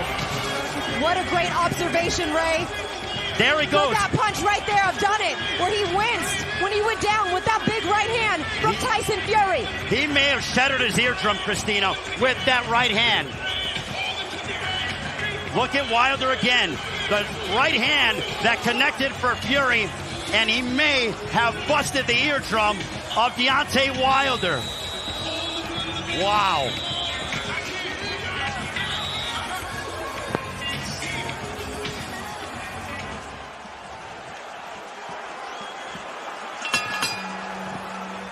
So Wilder was knocked down in the 3rd. We'll see if Wilder can regain his composure. A punch to the back of the head. They're going to get a warning here to keep this clean right now. Deduct these points. You hear me? I'm going to start deducting points. Let me keep going after I say time in. Deontay Wilder put down in the 3rd, I believe the first time he's ever been down in his career.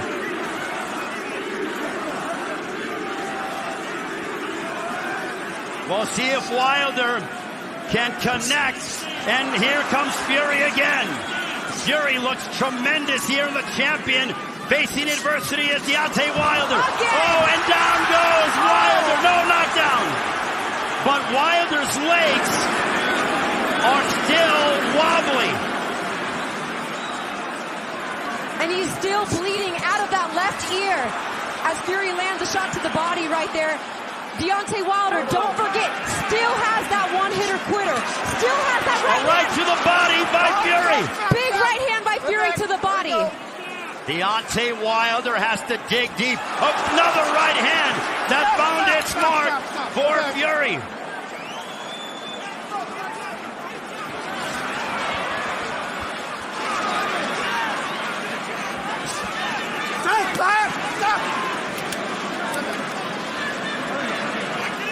Halfway mark of the fourth. The first time Wilder has ever been knocked down, or he was down. This is the second time he's been down. He was down almost 10 years ago. A sweeping right hand, and look at Fury go. Fury is trying to pour it on to Deontay Wilder.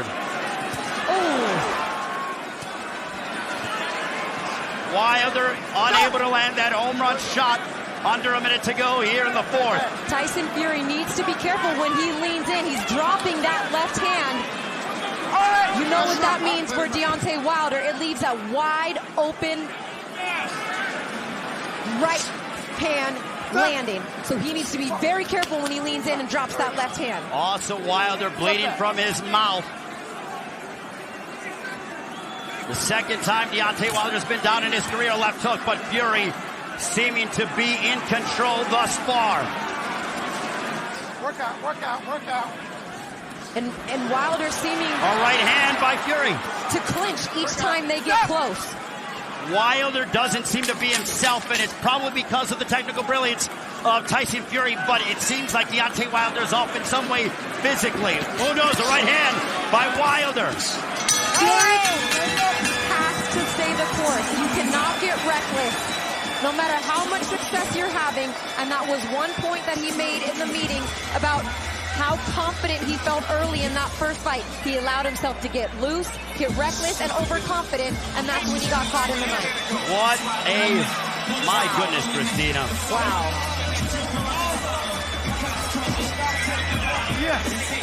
Let's take a look back at some of the action. Strong jab, right hand just clips there, nearly misses Deontay Wilder. But Wilder really not landing very many punches, and that was an adequate slip right there. No punch there connected on that. Something about the legs, though, Christina, does not seem right with Deontay Wilder, and he gains a lot of his power punching from his legs. So there's something with the legs that I can't pinpoint, but it doesn't seem right from the champion. But for Tyson Fury, he looks exceptional. And they're ready to go before even Kenny Bayless can let the bell ring here. Tyson Fury, this would be the biggest win. A right hand, it might have staggered Wilder. Fury going on the attack. He feels like he has Wilder hurt.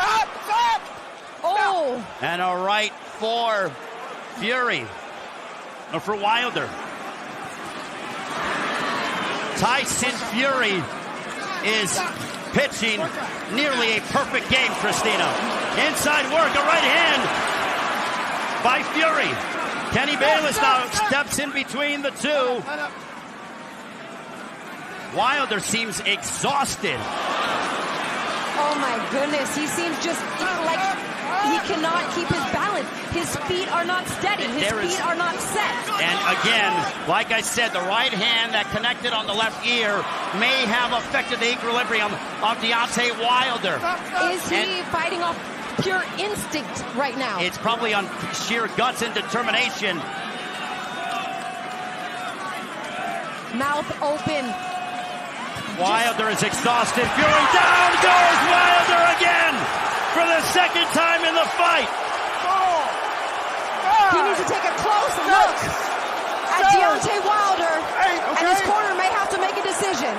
This is going to be potentially the biggest win for Tyson Fury if he can dethrone the WBC heavyweight champion of the world. What a moment for the Gypsy King, Deontay Wilder. He can't even stand up. Kenny Bayless needs to take a good look at this. We have 70 seconds remaining here in the 5th round. Wilder cannot keep himself upright.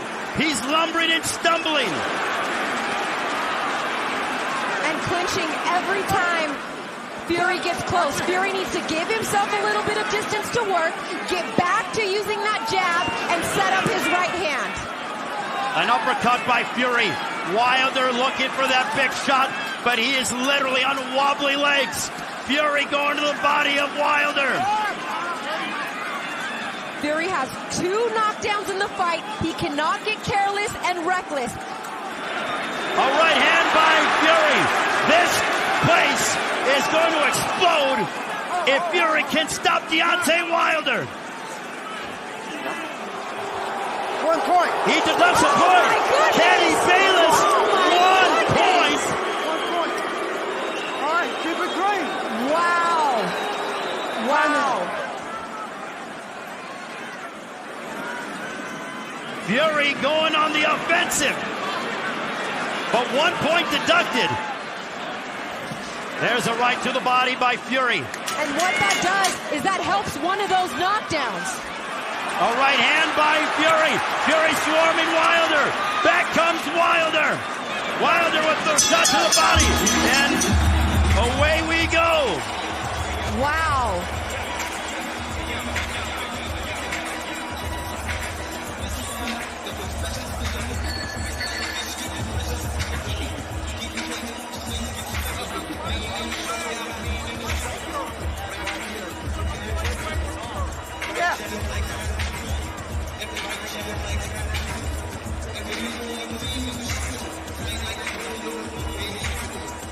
So we're seeing that there is blood from streaming from the left ear of Deontay Wilder. I think, Christina, he has a busted eardrum, and that affects your balance and your equilibrium.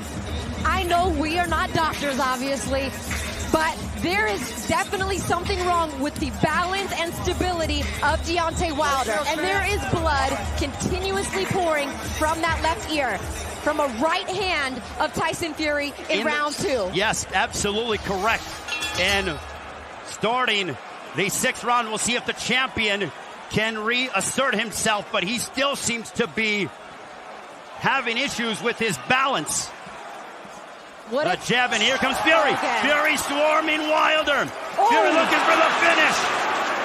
Fury wants to erase the memories of that draw in December of 2018. And that was a punch on the back of the head right there. No warning given right there. We need to keep a close eye on some of those punches. Both have landed on another right hand lands by Tyson Fury.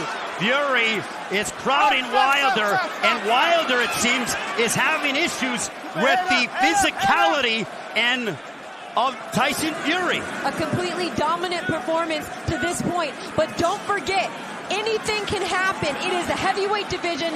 It is the hardest punch in boxing. It is Deontay Wilder's right hand. They have to keep going minute by minute, round by round. And Wilder has the highest knockout percentage in heavyweight history. Fury with a right to the body. Coming upstairs. Wilder languishing on the ropes. As a minute 10 has come off the clock in this 6th round. The problem is going to be that that Wilder derives that power for his right hand from his legs, and his legs are not there. He hasn't had his legs underneath him since that of the 2nd round. And Tyson Fury is fighting absolutely marvelous. This is the fight of his life, and now Fury pouring it on.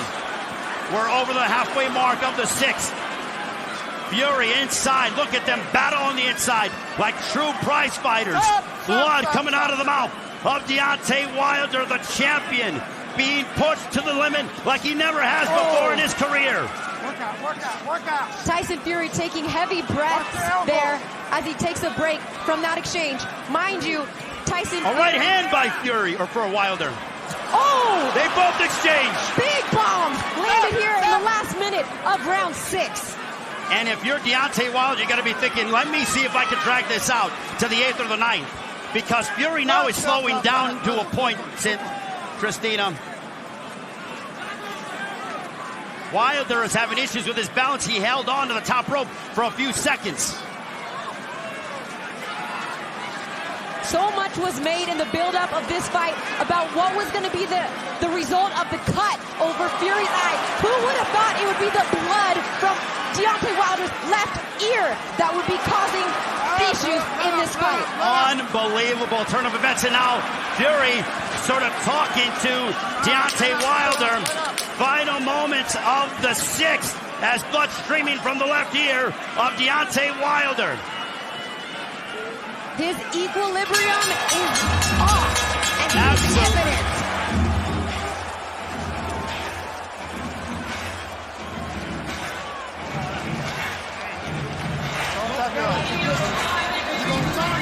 Let's take a look back on Tyson Fury, his theatrics. Look at that from Tyson Fury.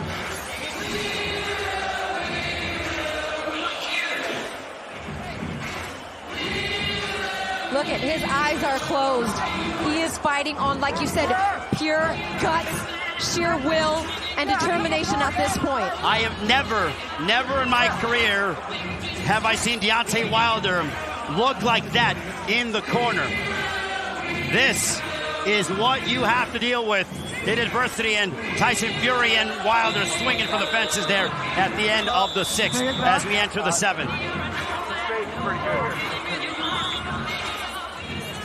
You know, when we were talking about it being a heavyweight fight and saying anything can happen, this wasn't necessarily what we were referring to. No, we were not, but Christina, we mentioned that any result was possible, and right now Deontay Wilder has his back against the wall with the man in Tyson Fury who believes that he is moments away, a left hook from claiming the heavyweight championship of the world. What a warrior Deontay Wilder is. Many men would have succumbed after the second, not Deontay Wilder. I mean, this is amazing what he's able to do right now, knowing as we're looking at his legs, how unsteady they are, how much his equilibrium is off, and that extra weight that Tyson Fury has put on so far has not been a factor. If anything, it has been a factor in helping with the power punches he has landed. Also, that the fact that he is putting his body on Deontay Wilder. Into the seventh round, right for us, Christina Poncher here in Las Vegas. Deontay Wilder just seems to be in the mindset. He's looking for an opening, but boy, could he use a big right hand now. A left hook by Fury as he swarms Wilder. There's a right hand by Wilder, but it was blocked as Fury charging forward. And maybe a little bit of a veteran tactic there, trying to kind of impose your body weight. A left hook by Wilder. You're absolutely right, Christina. Fury is closing the distance, and he is putting his body weight on Wilder. Wilder needs to stay away from the ropes. Oh, he does not look good. A right hand. It's teeing off. The corner's in, and this one is over. Tyson Fury has become the new WBC heavyweight champion of the world. As the corner has thrown in the towel, there is a new champion, and his name is Tyson Fury. What a moment. God. Deontay saying, why did you stop it? Why do you stop it? JD's and Mark Breland threw in the towel. It is over. Unbelievable. As the Gypsy King is the new heavyweight champion of the world. Wow. What a moment for Tyson Fury. It wasn't an illegal punch. It wasn't a low blow. It wasn't a freak injury. It was caused by a punch, a legal blow. What we are assuming is a busted right or left eardrum from Deontay Wilder. He continued to put on the pressure and finished him. What a moment for Tyson Fury. And now there is a new king in the heavyweight division, and he's the Gypsy King, Tyson Fury. And at the end of the day, Deontay Wilder is a husband, he is a father, he is a son, and his corner's prime responsibility is to look out for the health and safety of their fighter. And they did an exceptional job. Mark Breland, as Wilder went over to the corner, he looked at his corner and he said, "Why did you do it?" And then Mark Breland said, "Look, your ear. I cannot have this happening." There is a rematch clause in this fight. Yes. They can do it again if he can live to fight another day. Look at it. Why did you do that? Mark Breland said, Your ear. Your ear's busted. What a moment for Tyson Fury. And the fans here, they are electric, but they're stunned. Absolutely stunned as Tyson Fury has dethroned Deontay Wilder. My goodness. But as you pointed out, this is not the last meeting because we heard that the loser has a rematch clause. And if I'm Deontay Wilder, I'm saying, you know what? I had my eardrum busted through the last 6 rounds of this fight before it got stopped. I wasn't at 100% because of that. Kudos to you. You did cause the injury, but let's do it again. Absolutely. Let's do it one more time. Absolutely. I have to tell you that everyone here in Las Vegas is stunned. There was initial adulation, but now everyone is absolutely stunned as we cannot believe what we just witnessed. The man who believed was Tyson Fury. And here is how the fight ended. This continued to happen round after round. Deontay Wilder backs himself up into a corner, a barrage of punches from Tyson Fury. This time, though, his corner had seen enough. They threw in the towel. Boom. And it was a right hand right there, but it was just the punches. He could not defend himself anymore, Ray. Deontay Wilder didn't seem like himself after the second round. And Tyson Fury, what a moment for him. The 31-year-old coming from what he dealt with. And again, taking a look at it again. Fury with the right hand, boom, smacking off the left side of the head of Tyson Fury. And look at that. The respect between both men. They trash talk, but they certainly do respect and admire one another. And let's take another look at how this unfolded here in Las Vegas.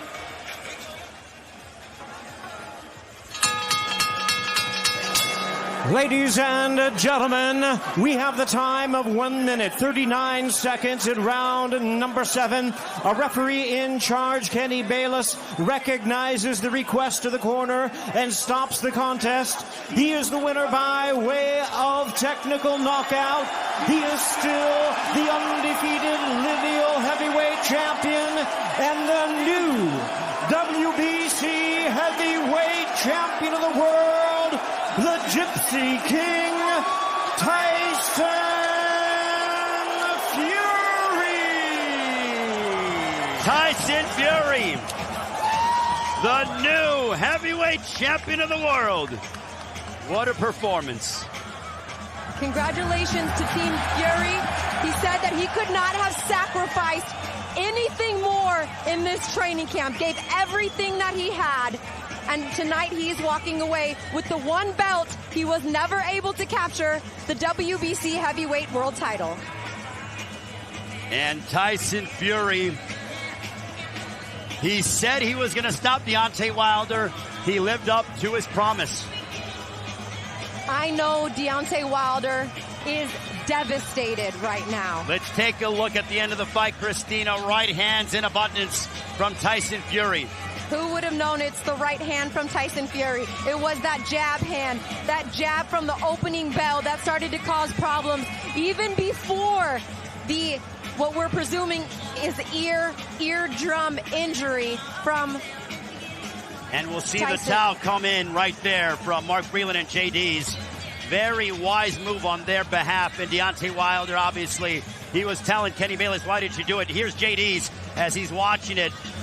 And Breland let's take a look at who threw it in. Breland did, yep. And Breland threw it in, and he had seen enough. And again, from the overhead camera, that right right, boom, down the pipe.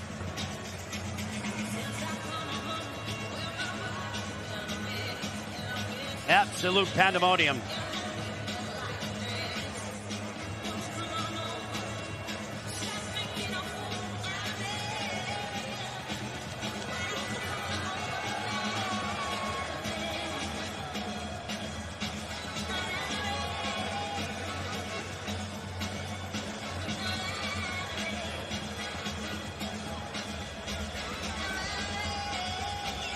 Look at it again as Fury poured it on. And there is the new heavyweight champion of the world, and his name is Tyson Fury. Fury talking with Mauricio Suleiman, and my goodness, and Bernardo Osuna standing by with Deontay Wilder.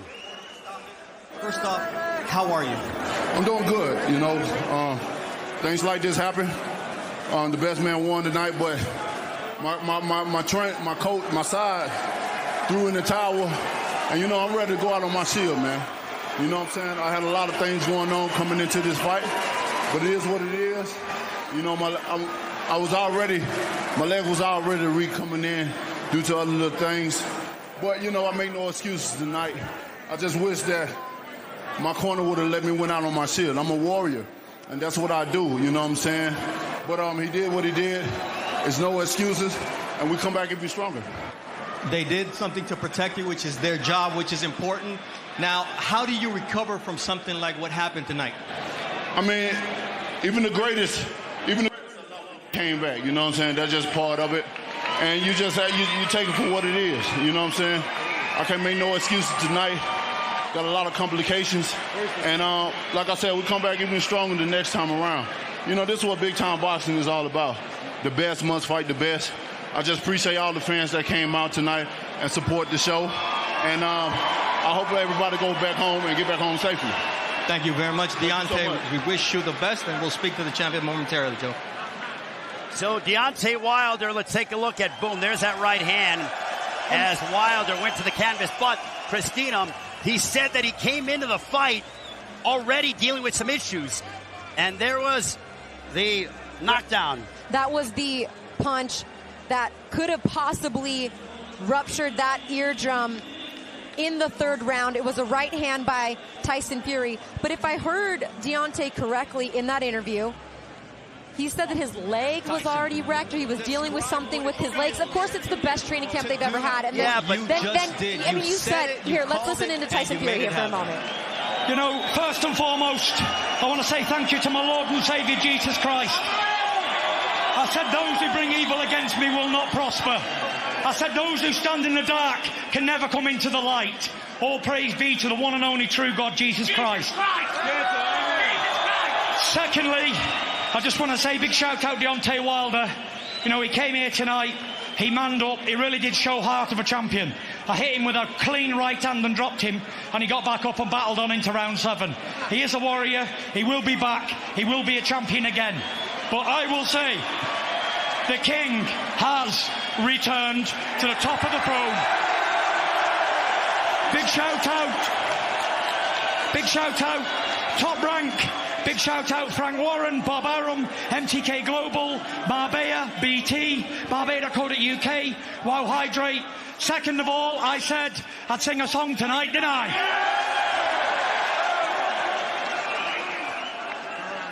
A long, long time ago, I can still remember how that music used to make me smile. Sing along if you know the words. And I knew if I had my chance, I could make those people dance, and maybe they'd be happy for a while. But February made me shiver with every paper I deliver. Bad news on the doorstep, I couldn't take one more step. I can't remember if I cried when I read about his widow bride. Something touched me deep inside the day the music died. All together now.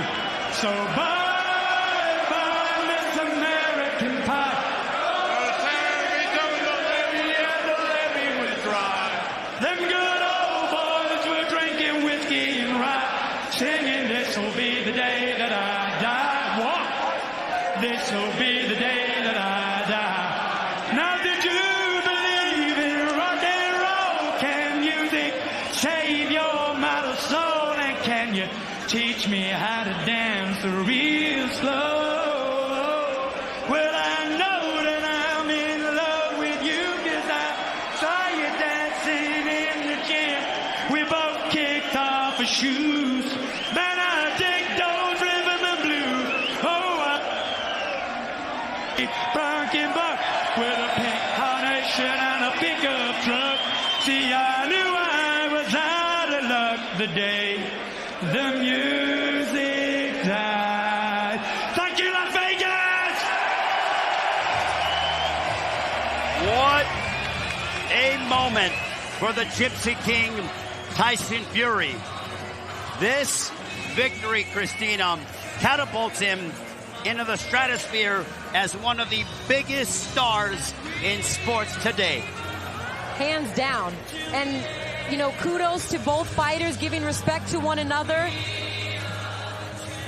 Tyson Fury boxed, used his jab, but the extra weight seemed to maybe help Tyson Fury. Did it hurt Deontay Wilder at all? Well, what do you think? I think that the extra weight helped Fury. The extra weight for Wilder may have hindered him, in my opinion. He didn't seem as fast. Something about his legs. I'm going to make an assumption right now and say that when Wilder got in the ring in that first round, I watched it and studied a lot of tape on both guys and have seen a lot of fights from both. Wilder didn't seem like himself. He seemed, you and I were talking about it, in the first round, he seemed like he was slipping around the ring. He could not maintain his proper balance. I'm not saying that that's the reason why he lost to Fury, because Fury took the title from him. However, Wilder did not seem like himself. And he said in the interview with Bernardo Osuna, I had an issue and issues coming into the fight, and I think he alluded to his leg, if I'm correct. That is what he said in the ring. You know, it's just frustrating because you sit in meetings with these guys and you interview them all the time. Of course, they're not going to tell you what's really going on, but you assume both of these guys are in the best shape of their life. Injuries happen here and there. He's had 40-plus fights, and no one comes in technically 100%. But credit to Tyson Fury for doing exactly what he said he was going to do. He wasn't going to go box around and dance. He took it to Deontay Wilder and capitalized on, you know, whatever the situation was, and landed the heavier punches tonight. Tyson Fury, a moment he will never forget as he captures the heavyweight championship of the world here in Las Vegas. Christina, an honor and a pleasure. Let's hope to do it again if these guys tango once again, because Wilder has 30 days to exercise his rematch clause. On behalf of Christina Poncher, I'm Ray Flores, as Tyson Fury defeats Deontay Wilder, finishing him off to become the new heavyweight champion of the world. So long from the fighting capital of the world, the new kingpin of the heavyweight division. It's the Gypsy King, Tyson Fury. Good night from Las Vegas.